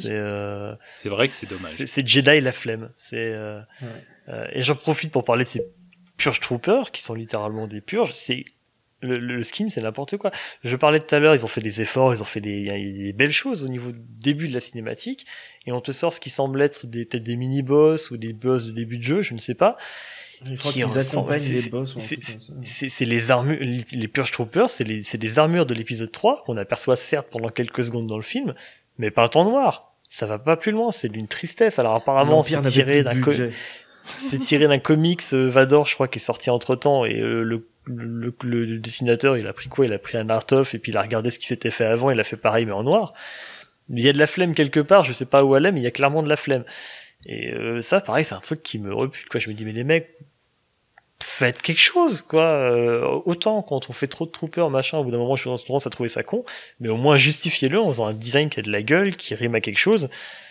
Même prenez les Death Troopers, par exemple, ça aurait plus de sens que d'aller chercher des armures de l'épisode 3 reconditionnées, quoi. Les mecs, c'est censé être je sais pas, des trucs d'élite, apparemment. Alors, les gars, ils ont le bâton, des droïdes de Grievous. Magna Guard. Ouais, Magna c'est Guard. Ils ont ces bâtons-là, et ils ont une armure de l'épisode 3. Et les mecs, ils sont allés à Nose, tu sais. Ils sont allés chercher, ils sont allés dans un truc de déstockage, ils ont fait, je vais prendre 3 palettes de casques là-bas, je vais prendre les bâtons qui sont dans le coin, hop, pif pouf, je te passe en noir à la bombe, voilà, hop, ils ont marouflé vite fait des trucs comme ça, ils ont mis un petit logo de l'Empire dessus, c'est parti, ça te fait des Purge Troopers. C'est un jeuillet, les gars, c'est pas un fan film. Je veux dire, non, mais, sans mépris pour les fan films, je dis ça parce que c'est souvent des questions de budget qui font que tu vas pas c'est très ça. loin, mais ça fait vraiment flemmard, ça fait les mecs, ils avaient pas d'imagination, ils ont fait ça, voilà. C'est les Purge Troopers, ça ira bien, vas-y, envoie ça en prod. Non, quelque part, ça me fait chier, ça donne pas envie de jouer. Non. Alors apparemment, vous étiez bien hypé. Moi, j'ai pas vu Rebels, mais sur l'Inquisitrice. Oui, mais déjà, le ça, design c'est est à classe. voir. Mais les inquisiteurs, moi, c'est toujours un grand oui parce que je les Là, aime pour bien. le coup, le design est plutôt cool. Les Inquisiteurs, j'ai pas suivi ce qui se faisait au niveau des comics. Je crois Il qu'il y en a un qui est très ressemblait cool pas à dans grand les chose. comics. Il y en a un qui est cool, il y en a un qui ressemble à rien. J'aime bien ceux de Rebels. Là, il y avait des rumeurs comme quoi ça pouvait être la Padawan de Clone Wars. Barry Sophie. Barry Sophie, ouais. Alors je sais pas, je crois que ça n'a pas été confirmé du tout. Ouais, mais d'après ce qu'on sait, il y Mais, a genre 90% de chances que ce soit elle. Mais du coup, j'aimerais bien, parce qu'au moins, il y a une volonté de faire une espèce de continuité. Ouais, mais tu vois, il y avait genre, on verra bien comment finit l'histoire, mais pourquoi pas jouer Barriss, qui est une alien, qui était en dehors de l'ordre Jedi et montrer comment elle est devenue une inquisitrice, par exemple. Tu sais, ça serait. Tu sais Non, bah ils ont préféré faire un remake de l'histoire de Kanan Jarrus, mais blanc. Mais en plus, j'ai l'impression que moi j'attendais un truc où genre tu dois où t'as du mal, tu vois, t'as la survie et tout plus que le défoncer beauté des culs, et ça a l'air d'être quand même plus du côté beauté des culs. Ça ressemblait à du Uncharted. Que du côté survivre et tout. Bah alors les cadres clairement ils réfléchissent pour moi en termes économiques, hein, pas en termes de jeu clairement. Et du coup je me dis que bah, la licence en fait elle a été confiée à une trop grosse boîte, un trop gros éditeur. Faut pas non plus la confier à Focus forcément, mais faire comme avant, pas que un éditeur.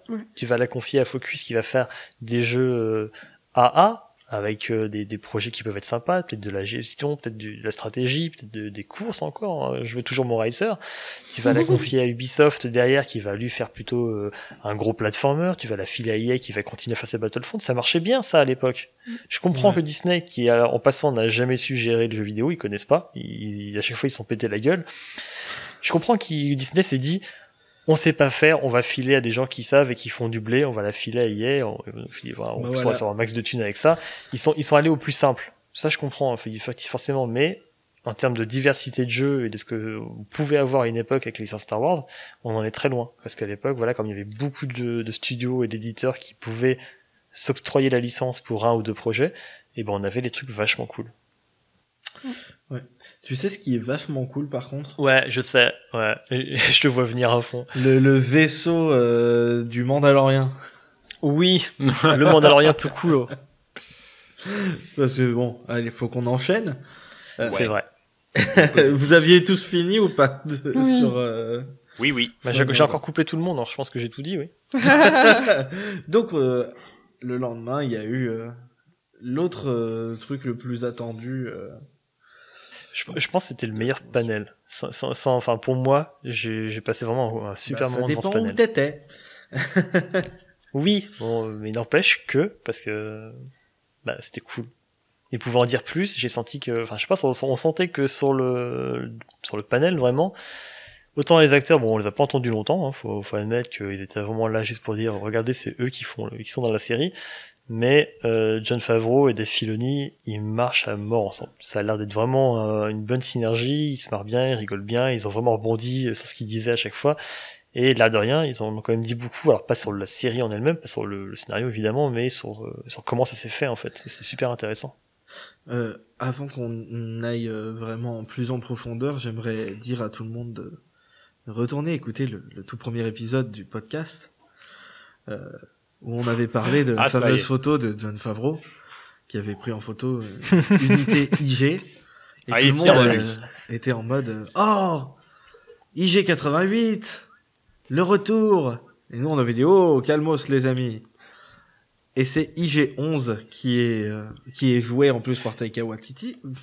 Comment on dit déjà? Attends. Ah oui, chez. J'ai beaucoup aimé. Bon, je les salue, j'ai vraiment rien contre eux, c'est juste pour rigoler. Hein, mais Planet Star Wars qui titrait confirmé IG 88 dans The Mandalorian. et là ils ont fait un petit tweet en mode les décodeurs. Non, c'est pas IG 88, c'est IG 11.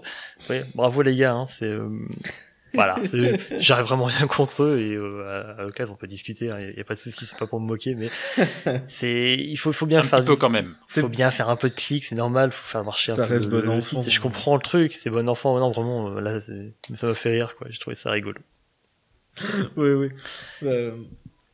Et donc on a découvert les personnages très vite, par exemple comment elle s'appelle donc Gina Carano qui avait été aussi beaucoup de gens avaient dit que c'était censé être Sabine. Alors même nous, je crois qu'on espérait un peu, parce qu'on s'est dit que ça aurait pu faire une super Sabine en fait. Mais ça aurait pu être vraiment très cool. en plus, elle est arrivée, on a vu la photo et je me suis dit ouais, c'est vrai qu'elle a quand même une coupe de cheveux qui ressemble vachement et tout. Mais non, elle joue Cara Dune. Donc voilà.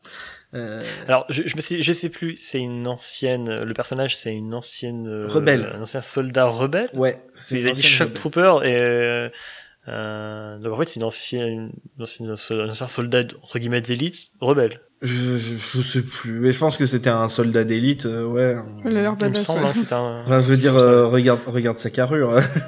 Elle m'a fait beaucoup rire pendant le panel parce qu'elle racontait les scènes où il y a des scènes de bataille, etc., où elle doit traîner des gens. Et du coup, les gens étaient mais du coup ils t'ont mis un mannequin en mousse, c'est plutôt bien fait. Et elle faisait, non, je traîne vraiment l'acteur là qui fait semblant d'être évanoui. Et du coup c'était bon, c'est bien, mais on va la refaire. Ah ouais, encore. Oh merde. Bon c'est parti, j'ai fait mes squats, donc c'est bon, je suis prête. Ça c'est vrai que ça c'est un truc qu'il y avait sur tous les panels.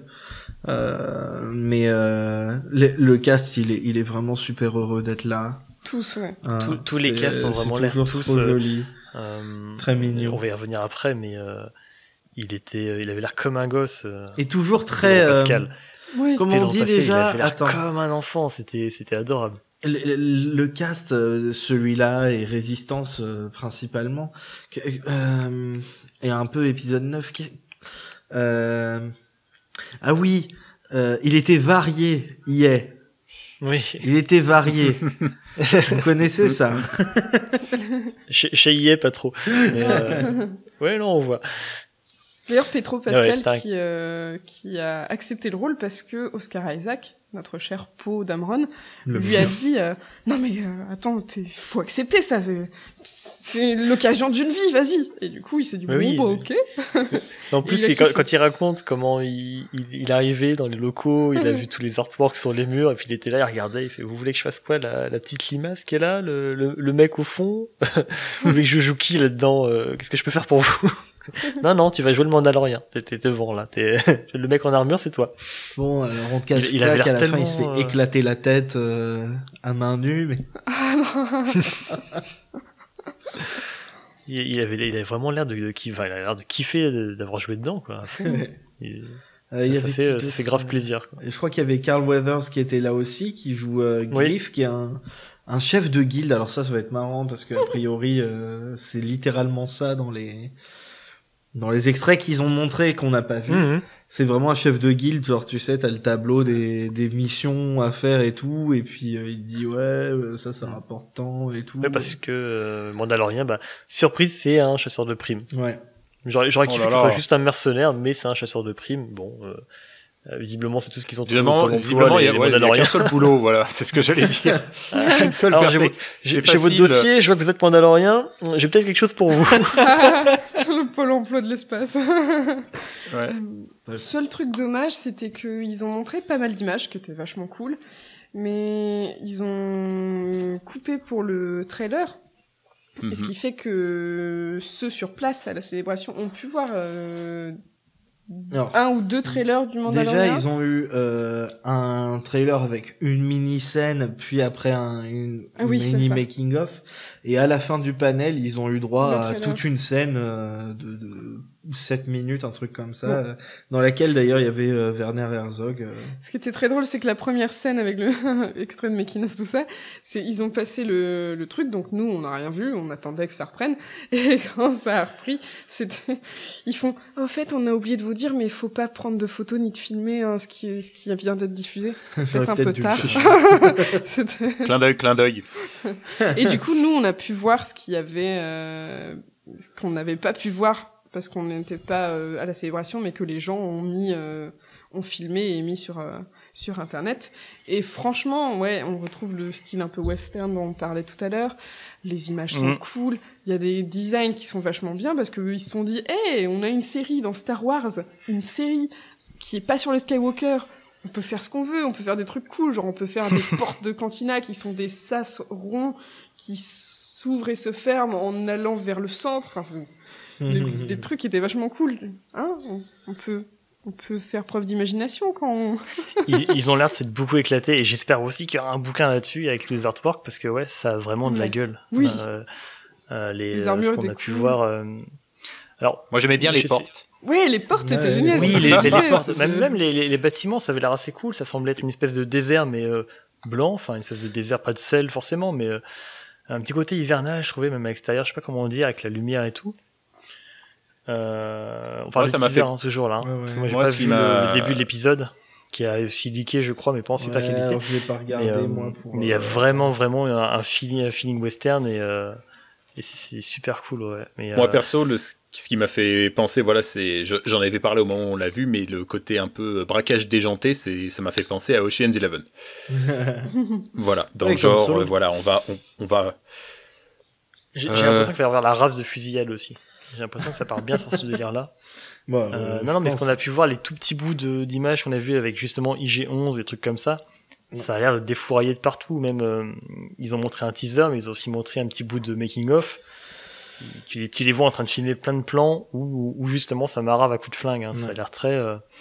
Franchement, J'ai ça un petit ressemble à doute ça sur, ressemble à un western, en fait. Et moi, j'ai un Bah. petit doute sur la période à laquelle ça se passe. Ça se passe 5 Cinq ans ans. après le retour du Jedi. Ah, ok, c'est-à-dire que c'était bien ça, alors. Et oui, Donc, Pedro Pascal a Jakku, dit c'est pas encore passé non qu'il plus. il s'était inspiré de Clint Eastwood pour faire le rôle.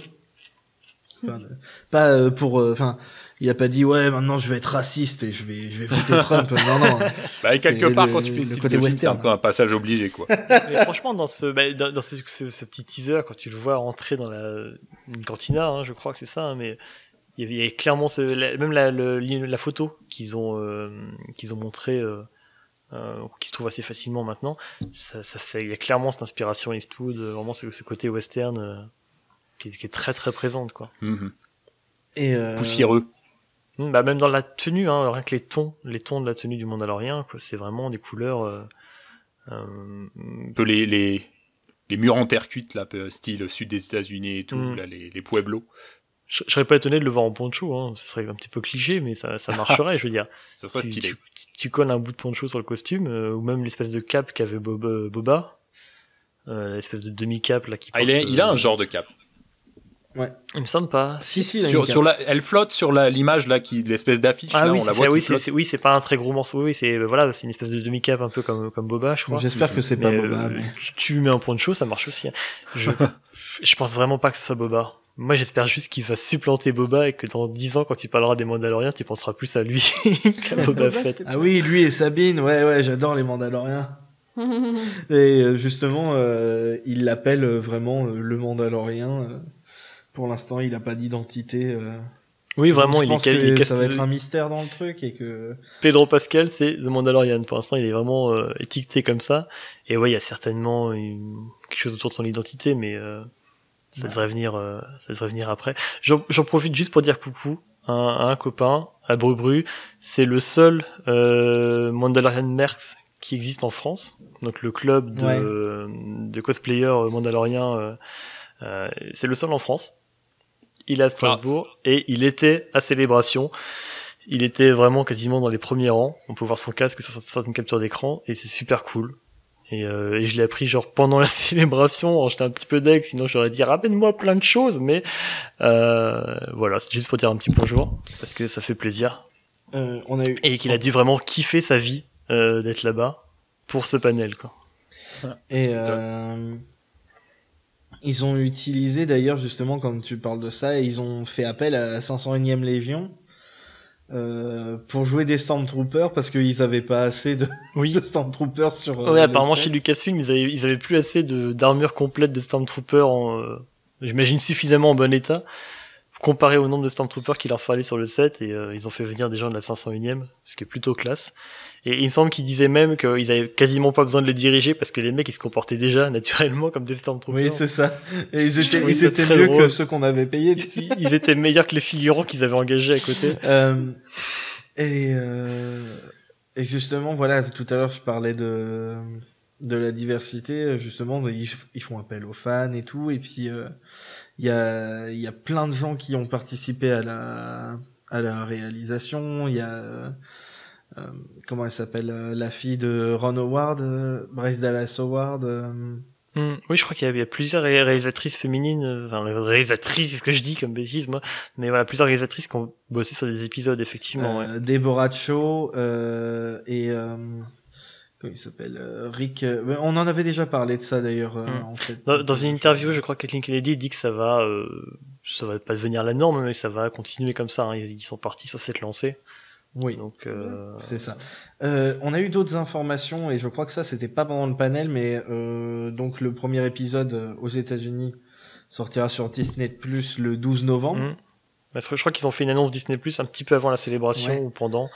Et Mandalorian, ça sera vraiment un produit d'appel. Hein. Faut dire ce qui est, c'est un produit d'appel pour la plateforme. Quoi. Voilà. Et tous les épisodes vont pas sortir en même temps, donc il y aura que le premier épisode qui sortira le 12 novembre. Ça a changé, t'es sûr? Il me semblait que c'était toute la première saison qui était d'un coup. Non, c'est que le premier épisode. C'est pour que je paye plus longtemps mon abonnement. Parce que je vais évidemment payer mon abonnement. Bah t'as qu'à attendre que ce soit fini et puis comme ça tu regardes tout en un seul mois. Non, mais je vais payer mon abonnement. Est-ce que t'es en train de faire les guillemets avec les doigts là? J'ai l'impression. Oui, comme un gros ringard.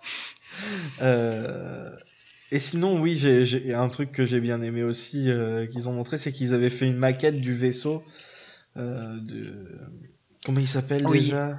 Le vaisseau du Mandalorian. Je crois que c'est pas le fil du rasoir en anglais, Razor Crest. Razor Crest, ouais. J'ai un super accent. Ouais. Et ils avaient fait une maquette trop cool en plus. Faire des trucs. Quoi? Ouais. Je disais, ce vaisseau est trop cool. Oui. D'ailleurs, pendant le panel, ils étaient là, ils faisaient regarder, waouh, il est vachement cool. Alors que quand on voit le Ghost, il est pas terrible. Commence pas comme ça, toi. Non, mais alors, ce qui est, pour revenir à ce vaisseau, j'en ai marre, tu me saoules. C'est quoi, ils ont fait faire une maquette. Alors, ils ont fait une maquette avec tout le matos KILM sous la main. Ils ont fait d'abord, ils ont imprimé en 3D des éléments divers et variés. Après, ils ont remonté un vaisseau, un peu comme ils faisaient à l'époque des premiers films, ça s'appelle du kit bash, en prenant différents éléments qui n'ont pas forcément un lien ensemble, pour en faire quelque chose ensuite. Donc ils sont partis, voilà, ils ont imprimé des pièces en 3D certes, mais après derrière pour essayer de bricoler un truc comme ça. Et ils ont fait une maquette, et cette maquette, il y a un mec de chez ILM qui a fait ce qu'on appelle un rig dans son jardin, un système pour mettre la maquette dessus et après faire des plans. Ouais. Donc, du coup, c'est vraiment une maquette qui a servi. Ils ont utilisé une maquette pour faire les plans composites, et c'est pas de la CGI, le vaisseau c'est pas de la CGI dans le film, c'est vraiment une maquette. Et ça, peut-être que ça s'explique pour des raisons de coût quelque part, mais je trouve que c'est un super hommage au premier film, à une technologie qui marche quand même super bien, et je sais pas, je trouve ça trop cool quoi en fait, c'est juste génial quoi. Ce qui est drôle c'est que c'était pas prévu du tout à la base, hein. Ils ont juste fait la maquette, ils ont fait mais en fait on va l'utiliser bah ouais, mais c'est comme dans Résistance quand t'as Filoni qui demande à Johnston ça ressemblerait à quoi un X-Wing basé sur je sais plus quel avion, voilà, ça nique mon anecdote, c'est super, mais un Corsair, pardon, c'est sur un Corsair, ça ressemblerait à quoi un X-Wing basé sur un Corsair? Le mec il vient, je sais pas, 3 semaines plus tard avec la maquette et il dit bah ok c'est super, ça fera le Fireball, je le garde. C'est le même genre de truc, c'est là de rien ça bouillonne là-bas quoi constamment, et puis les mecs ils ont des idées, ils se mettent à faire des trucs et ça rend super derrière. En tout cas ça promet. Donc voilà, nous on n'a pas vu grand chose à la maison. Officiellement on n'a pas vu grand chose. Voilà. En parlant de série.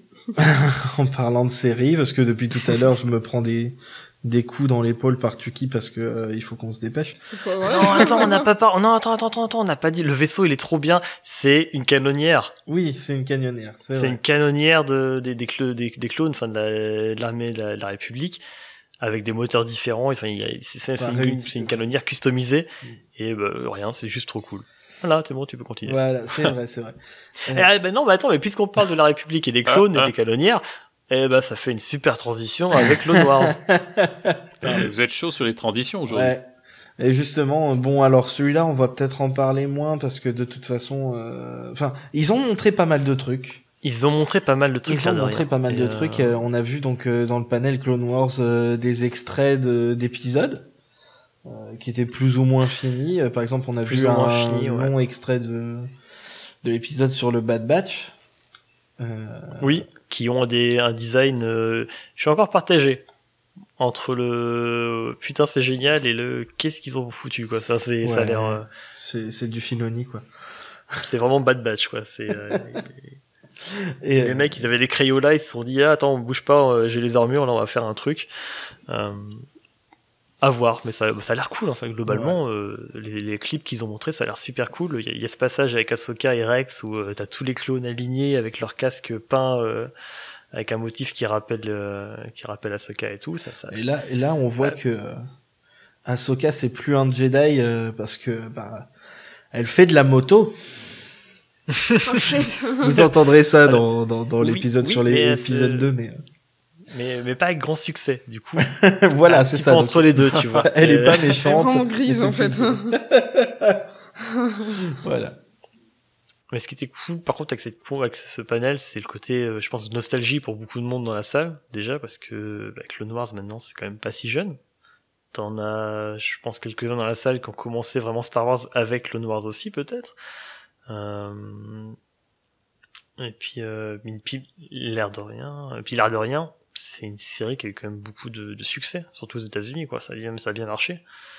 Donc, c'était assez cool de voir, Ashley et puis je sais pas comment s'appelle l'acteur qui joue Rex, mais relire leur échange de SMS quand ils ont dû reprendre le truc, c'était génial. Oui, avec les voix de leurs personnages, c'est surtout ça qui était énorme. Non, je pense que c'était un peu une conférence doudou pour pas mal de monde. Et puis en même temps, mine de rien, on a quand même vu pas mal de clips. Hein. Donc bon, voilà. Sur Clone Wars, du coup, t'avais d'autres trucs à dire, toi, sur le panel, à part que voilà, ça sent la camaraderie. Dave, il s'en est pris plein la tronche, comme d'habitude. Je pense qu'ils sont tous contents d'avoir rebossé ensemble, ça se voit. Filoni, il est content d'avoir rebossé dessus, même si vraiment c'était pas évident de s'y remettre. Ahsoka n'est plus sexualisée, même si il y a quand même un effort. Enfin, je trouvais qu'elle avait des tenues qui n'étaient pas de trop. Enfin, en grandissant, ça s'améliorait heureusement, mais voilà. Enfin, là, clairement, ils ont peut-être appris de ce point de vue-là. Je sais pas. C'est-à-dire qu'il y avait George Lucas avant et plus maintenant. Voilà, c'est ça. Hein, mais je sais pas si c'est deux directement qui se sont dit, attends, peut-être se calmer là-dessus, c'est chaud. Ou si ça leur est même pas venu à l'esprit, je sais pas, parce que l'équipe a dû aussi évoluer depuis le temps. Mais il y a ça, il y a le fait qu'ils ont tous kiffé rebosser ensemble sur le doublage. Il y a Filoni, il a kiffé aussi. Enfin, comme dit, c'était vraiment, je pense, une conf, pareil, un panel bon enfant, doudou.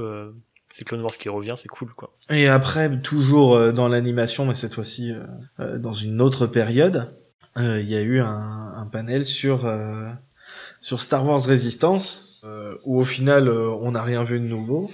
Sans Dave Filoni, ce qu'il faut noter. Sans Dave Filoni, parce que bon, voilà, il fait semblant de pas bosser dessus. Pour faire genre. Ce que je trouve génial, c'est que pendant les panels, le mec, il est encore en train de dessiner des croquis. Ça se trouve, il a encore des idées pour des machins plus tard. Ou alors, il s'est mis juste à dessiner Jon Favreau avec une bite sur la tête. Je sais pas ce qu'il fait, mais il n'arrêtait pas de griffonner pendant le truc du Mandalorian. T'avais Pedro Pascal qui regardait ce qu'il faisait, qui se marrait à moitié. Je sais pas ce qui se passait sur le papier, mais ça devait être fun. Oui.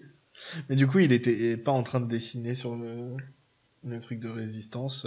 Eh ben non, parce qu'il était pas là. Grand chose, à part que, apparemment, Donald Faison, il met l'ambiance quand il est là. Tu l'arrêtes pas. Il est toujours dans son personnage, hein. Même pendant le panel, il y a eu des. C'est pas qu'il est dans son personnage, c'est le personnage qui est calqué sur lui. Qui joue donc, c'est le seul mec qui n'a pas besoin de jouer quand il double son personnage dans Résistance. Okay.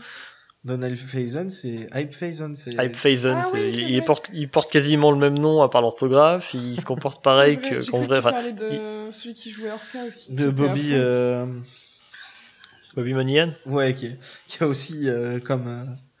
Ils étaient tous les deux là, Donald et lui, ils ont sauté dans le public, mais il y en a qu'un seul des deux qui a gardé ses genoux. Attends, tu joues dans Star Wars, même si tu fais que doubler un personnage, tu joues dans une série Star Wars, et t'es à Star Wars Célébration, il y a, je sais pas combien de centaines de personnes dans la salle qui sont venues pour t'écouter parler pendant 1 heure. T'en profites, je sais pas, enfin, kiffe ta vie, quoi. Enfin, moi, il y en a que j'ai vu qui râlaient, c'était ridicule, mais non, mais ils kiffent, laissez-le kiffer, quoi. C'est sérieux, j'ai pas vu des gens qui disaient ça, moi. En plus. Pas grand chose, hein, mais j'ai vu quelqu'un dire, c'est ridicule. Ils kiffent, laissez-le, c'est une fois dans l'année, quoi. Le cast ressemblait vraiment au personnage. C'était oui. quand t'écoutais J'oublie son prénom, je suis fatiguée. Quand t'écoutais Kaz. Kaz parler, t'avais l'impression d'avoir le personnage Kaz sur scène qui était genre tu sais, un peu embarrassé, tout mignon, tout. Ça, je crois. Alors d'une part, clairement, l'acteur a la même énergie. Alors je sais pas s'ils ont créé un personnage en se disant c'est lui qui va le jouer pour avoir un personnage qui est dans le même délire, parce qu'il a la même énergie, il avait l'air aussi dynamique. Ils ont tous la même énergie que leur personnage. Voilà, il ressent. Alors c'est aussi d'une part du fait que on n'a pas, enfin en Amérique, je trouve qu'il n'y a pas trop cette tradition d'avoir des acteurs de doublage déjà, et en plus qui font différentes voix. Souvent t'as des acteurs de doublage chez nous, Christophe Lemoine, il a pas la voix de la moitié des personnages qu'il va doubler derrière. Ils refont surtout pour les dessins animés, pour les séries animées, ils refont des voix un peu sympas derrière, un peu rigolotes ou un peu retravaillées exprès. Ça fait partie de leur qualité d'acteur, mais voilà. Aux États-Unis, je crois qu'il n'y a pas trop ce côté-là, et vraiment, tu prends un acteur et il va jouer, mais il va jouer avec sa voix habituelle, à moins de faire vraiment un personnage très très spécifique, comme Ian McDiarmid qui fait Palpatine, quoi. Mais où là, évidemment, il change un peu sa voix, mais voilà. Donc là, clairement, forcément, tu les entends parler, tu fais putain c'est Kaz, putain c'est machin, tout de suite tu l'entends. Mais je trouvais qu'en plus, clairement, ils avaient tous la même énergie que leur personnage, le même diction, vraiment. Tu sens, je sais pas si c'est comme dit, s'ils ont travaillé en se disant c'est ce cast là que je veux, ou si ça a été fait après. Mais je pense qu'il y a eu un travail en amont là-dessus, parce que c'est pas possible autrement. Je pense qu'ils ont écrit les personnages, et après, quand ils ont fait un casting, le casting, c'est trouver l'acteur ou l'actrice qui va ressembler le plus à ton personnage et qui va le jouer le mieux. Donc c'est logique qu'ils aient... En fait, ils ont fait un très bon casting, et ils ont vraiment casté... Je sais pas si on peut se renseigner là-dessus. Je sais que maintenant, notamment sur les derniers Astérix, ils font le doublage, et après ils animent. Oui. En tout cas, les lèvres, après coup. Non, mais ça, je sais pas s'ils font ça pour Résistance. Ouais, mais je sais pas s'ils font ça pour Résistance. Je crois que c'est plutôt l'inverse. C'est notamment, et c'est un truc, c'est vachement intéressant d'en entendre parler avec.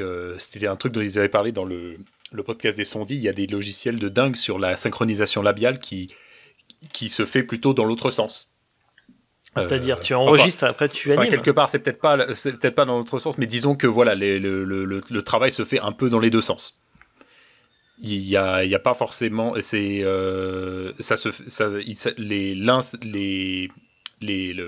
visuel et l'audio s'adaptent l'un à l'autre. Ça va pas que dans un sens. D'accord. Ouais. Faudrait que je retrouve le nom du truc, mais apparemment c'est assez dingue. Enfin, tout ça pour dire, c'était super cool. C'était super cool de les voir sur scène. Déjà, ils ont l'air tous vraiment super contents d'être là. Ça, je crois que ça vaut pour tous les panels, mais tu sens qu'il y a et ce casting, même si il y a une moyenne qui se dégage, mais clairement, tu sens qu'il est jeune. Tu sens qu'il a la patate, tu sens qu'il est dynamique, qu'il est content d'être là. C'est des gamins. Je crois qu'il y a des gamins qui sont plus jeunes que moi. Et ils ont grandi avec Star Wars, forcément, ils kiffent leur race d'être là à fond, quoi. Et ça fait super plaisir. Enfin, j'ai trouvé ça super rafraîchissant de les voir sur scène, et puis comme dit, voilà, on les entend, c'est la même voix, c'est les mêmes intonations, c'est trop cool. Ils sont, t'as l'impression d'avoir Kaz vraiment IRL. Enfin, c'était vraiment vraiment très sympa. Il racontait aussi que au niveau de la production, quand ils doivent s'enregistrer, ils sont mis dans les conditions, c'est-à-dire que, attention spoiler, à la fin, dans l'épisode final, Tam, elle rejoint le Premier Ordre, et il disait que, en fait, il voyait plus l'actrice pratiquement, il la voyait presque plus, il faisait les enregistrements séparés par rapport à elle, et du coup, ils étaient, comment tu vas, comment ça se passe? Et à l'épisode final, ils ont découvert, en fait, que elle, ce qu'elle enregistrait de son côté, c'était que son personnage était en train de complètement se séparer des autres et partir avec le Premier Ordre. Et du coup, ils étaient vraiment, lors du final, vraiment choqués, et ils l'ont vraiment vécu comme ça. Genre, apparemment, l'actrice qui a joué Toradoza, elle disait, elle est allée la voir en disant « Non, tu t'en vas !» Elle était genre trop triste. Elle aussi, c'est pareil, elle était adorable avec son patch de son personnage, là, sur son, et sa petite son coiffure polo. pour matcher la coiffure du personnage. Oui, cool. Mais ils sont, comme dit, je pense que la moitié du cast, il a été faire un tour dans les stands après derrière, parce que, comme dit, c'est comme nous, ils ont grandi avec, et, sauf qu'ils vivent leur meilleure vie, quoi. Nous au SMIC, mais eux, ils vivent leur meilleure vie. C'est pareil, quoi. Et ça fait plaisir. Mais ça, c'était vraiment, vraiment cool à voir. Le meilleur truc, en plus, c'est de voir que il y en a, ça fait genre 20 ans qu'ils sont dans Star Wars et qui vivent leur meilleure vie comme comme Ray Park qu'on a vu dans le panel des 20 ans de la menace fantôme. Après. Alors, c'était pas ta meilleure transition, celle-ci. C'était pas. T'as oublié de dire quand même t'as oublié de dire qu'ils ont dit. diffusé quand même tout l'épisode. Oui, mais. Tout le premier épisode apparemment de Résistance, sauf qu'évidemment, juste avant ça, ils nous ont coupé ils nous ont pas prévenu. Le stream sans prévenir. Ouais. Comme des lâches. Vraiment, c'était un peu moche. On savait pas si on devait revenir, si on devait rester, s'il allait y avoir un truc après et tout. Ils ont pas dit au revoir ni rien. Donc le panel était cool, niveau anecdote. En fait, le panel, il était intitulé saison 2. Sneak peek. Sauf en gros, c'était que les anecdotes cool, hein. Vraiment, si vous avez aimé Résistance, regardez-le, ça peut valoir le coup. Ouais, Vraiment, des anecdotes de tournage de la saison 1. Et puis après, ils ont diffusé les premiers épisodes de la saison 2, mais que pour les gens présents dans le présents au panel, quoi. C'était, donc maintenant, effectivement, triste, mais ça a coupé tellement d'un coup que tout le monde pensait que c'était un problème technique. Oui, c'est vrai, on était là tous là à se dire non, mais attends, ça va revenir. Qu'est-ce qui se passe? Pourquoi c'est Star Wars Show maintenant? Là, pourquoi ils me montrent des produits dérivés? Je m'en fous. c'est bien la première fois qu'on dit qu'on s'en fout des produits dérivés Star Wars. Hein. Ouais, non, mais le mec était là, te parlait de trucs Chewbacca, je sais pas, enfin, c'est... On a fait un vrai Chewbacca. T'es Chewbacca, je le connais pas, là. Non, mais donnez-moi 10 coups. Regardez ton panel, tu t'attends tu veux du biscuit sur la saison 2, t'es là, t'attends. Et puis, d'un seul coup, ça coupe et t'as une présentatrice lambda qui est en train d'interviewer un stand avec un mec qui vend des trucs qui avaient pas l'air ouf en plus, vraiment, t'es là, pardon? Qu'est-ce qui se passe? Non, mais remettez le truc d'avant, s'il vous plaît.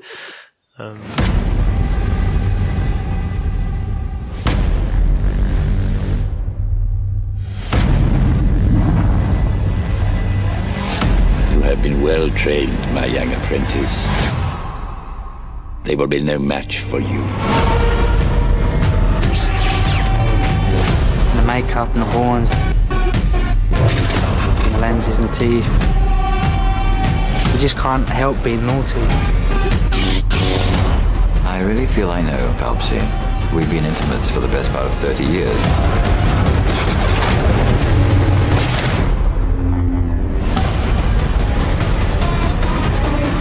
Like the man, all of them.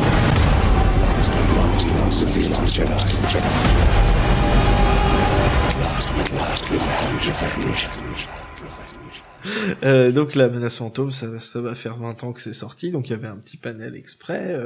Bon, il y a pas énormément de choses à dire, à part que Ray Park est toujours aussi à fond. D'ailleurs, anecdote rigolote, vous saviez qu'il y avait eu un meet-up de Reylo pendant la convention et que Ray Park y était allé.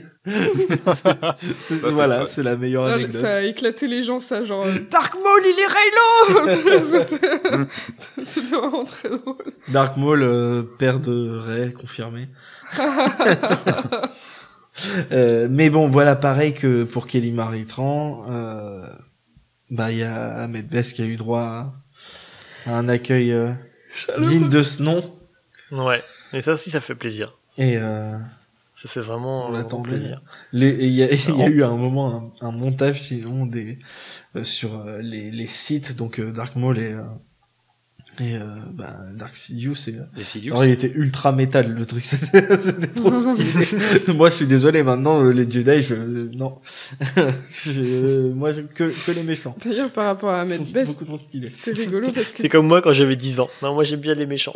Du coup les gens étaient en train de faire en train de scander son nom et l'applaudir, etc. Et il est arrivé, il a dit que c'était émouvant et puis il leur a dit par contre va falloir arrêter parce que je suis vraiment pas jolie quand je pleure. Mais voilà, donc c'était un petit panel marrant. Je crois que c'était host par Warwick Davis, qui est moi j'aime bien. Oui, j'allais dire justement, il a hosté, enfin il a présenté plusieurs panels comme ça, c'était très cool. Il a beaucoup trollé Anthony Daniels. C'était très drôle. À un moment, il a c'était à la fin du panel, il faisait bravo à lui.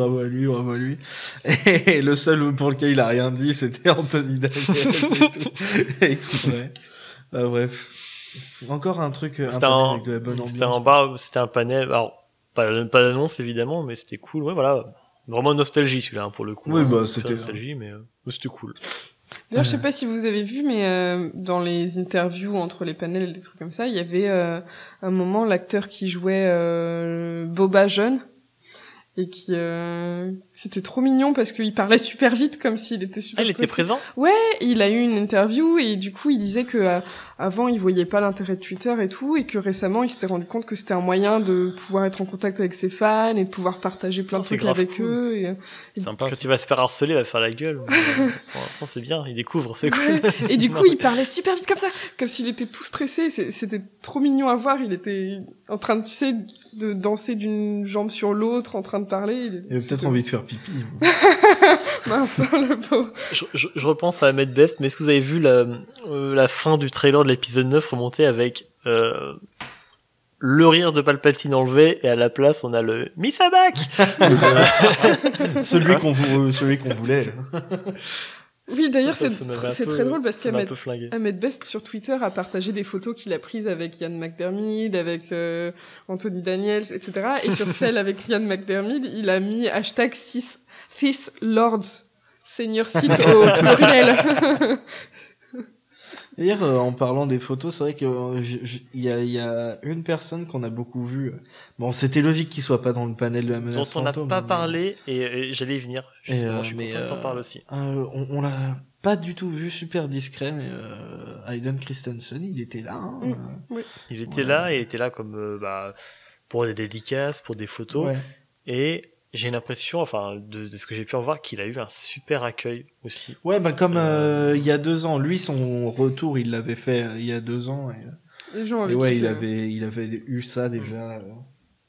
J'aimerais que Jack Lloyd, franchement, est le même. Ouais, mais je pense que lui, il va jamais revenir, et tant mieux pour lui. Je pense qu'il a, non, tant mieux pour lui. C'est trop tard, à mon avis, clairement. J'aurais aimé qu'il ait eu le même accueil qu'Ahmed Best, que Christensen, que Kelly Maitran. Il l'aurait eu, je pense. Bien sûr. C'était un peu trop tôt, peut-être. Maintenant, c'est trop tard. Mais globalement, c'est clairement un truc qui m'a vraiment fait plaisir, c'est de voir, des acteurs qui ont pu être bâchés pour leur jeu, pour leur direction d'acteur, surtout, on va dire, mais qui ont pu être bâchés un peu injustement, quelque part. Complètement injustement pour Kelly Maitran, tout ça aussi derrière. Et qui sont super bien accueilli à Célébration. Et sinon, au niveau des livres, en 2020, il y a un truc qui a été annoncé, le Project Luminous. Comme dirait Yoda, Luminous beings are we? Not that could matter. Dans lequel avec comme seul indice le logo de l'Ordre Jedi, je crois, enfin l'emblème de l'Ordre Jedi. Déjà, voilà, il y a Luminous, il y a le logo de l'Ordre Jedi. Ils l'ont présenté en mettant la quote de Obi-Wan, de Ben Kenobi sur la Force, où il dit oui, c'est ce qui donne aux Jedi leur force. La particularité, c'est qu'on a plusieurs auteurs. Alors, j'ai pas noté les noms. Moi, je les ai. J'ai aucune note. Vas-y, je t'écoute alors. Donc, tu es beaucoup plus professionnel que moi. Et il y a Justina Ireland, Kevin Scott, qui ont fait des petits bouquins pour enfants dans l'univers de Star Wars. Daniel José Holder, qui est le Baroud d'honneur, l'auteur de Baroud d'honneur. Ouais. Voilà. Charles Soule, qui est lui écrit des comics principalement ces derniers temps, celui sur Dark Vador, avec le dernier numéro qui a fait polémique et dont on parlait dans le tout premier épisode, bravo, qui est super. Donc voilà, déjà t'as tout ça, ouais, j'aime bien ces deux-là. Les deux autres je les connais pas, mais je suis prêt à les voir. Et puis évidemment il y a Claudia Gray. C'est la superstar. Qui est la superstar de la littérature Star Wars. Tu dis Claudia Gray, tu fais ok. Mais oui, qui vient de sortir du coup le bouquin. Je prends 6 palettes. Master and Apprentice. Ouais. Et évidemment, tout le monde est en train de dire que c'est génial. Apparemment, il est ouf. Ouais. Elle le dédicaçait sur la célébration. Ouais. Apparemment, il est balèze. On lira ça en français, parce que j'aime bien lire en français. J'aime pas trop. Ça me fatigue vite de traduire au fur et à mesure. Moi, j'aime bien les romans, vraiment, je préfère les lire en français. Moi, je préfère les lire en français, mais par contre, j'aime beaucoup les avoir en audio en anglais. Donc. Oui, c'est. Voilà. Moi, j'aime bien lire en anglais. Ça passe bien aussi. Mais tu ne sais pas lire. Ah non, ça c'est Ximnut. Bon. Et du coup, alors, on peut pas jouer avec une manette au jeu, au roman. livre. Il y a pas de manette. Sinon, le projet Luminous, simplement, vraiment comme The Mandalorian, pas trop de force, là, c'est bon, on a une petite overdose, là, c'est bon, ça suffit. Parlez-moi de, je sais pas, des prolos de la galaxie. C'est un peu ce qu'il disait Parlez-moi dans d'autres choses. Voilà, on a des bouquins en support de tout le reste. On peut largement faire autre chose que de parler des Jedi. C'est le seul point que je trouve un petit peu dommage. Je sais que ça fait vendre et tout, mais là, on a encore Master and Apprentice qui sort. Un bouquin sur 2 quasiment parle de Jedi. Moi, j'en ai un petit peu marre. Donc, pour l'instant, ce truc-là, c'est cool, j'aurai des trucs à lire, mais vraiment sans. Je suis plus hypé par l'Alphabet Squadron qui va sortir bientôt que par ça, quoi. Bon bah voilà, Ximlut, tu demandais pourquoi il a une réputation de râler tout le temps. Là, t'as eu une démonstration. Je suis content, mais pas assez content. C'est un peu c'est tellement c'est ta bio en fait, c'est ta bio Twitter. Je suis content mais pas assez. Bah non, mais voilà, enfin l'annonce me branche, mais sans plus, quoi. Ouais. Parce que j'aurais aimé autre chose simplement, mais je vais pas cracher dans la soupe non plus. Bon, j'espérais qu'on en parle vite et qu'on passe à la conclusion, mais évidemment, il fallait que tu parles pendant 3 heures. Je suis Grushkov, je casse les couilles. Et non, c'est toi qui casse les couilles, justement. Non, moi je râle. Bon. En tout cas, on a fait le tour. Enfin, il y a plein de trucs dont on n'a pas parlé, mais c'est pas grave, parce que de toute façon... Non, mais commence pas. Vous étiez là que pour l'épisode 9. Laissez-nous aller au lit. Vous êtes plus là depuis longtemps. Nous, on va aller au Toto. Je suis en train de m'endormir. Attends, il y a un truc dont je voulais parler.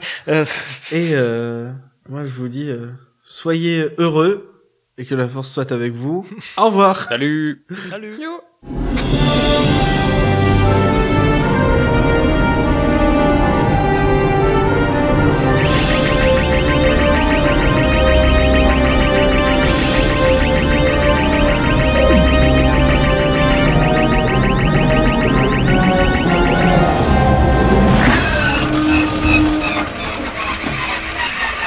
Since Adam's not here, can I ask a question anybody here might know? His chest in episode 8, did he wax? Because it's completely...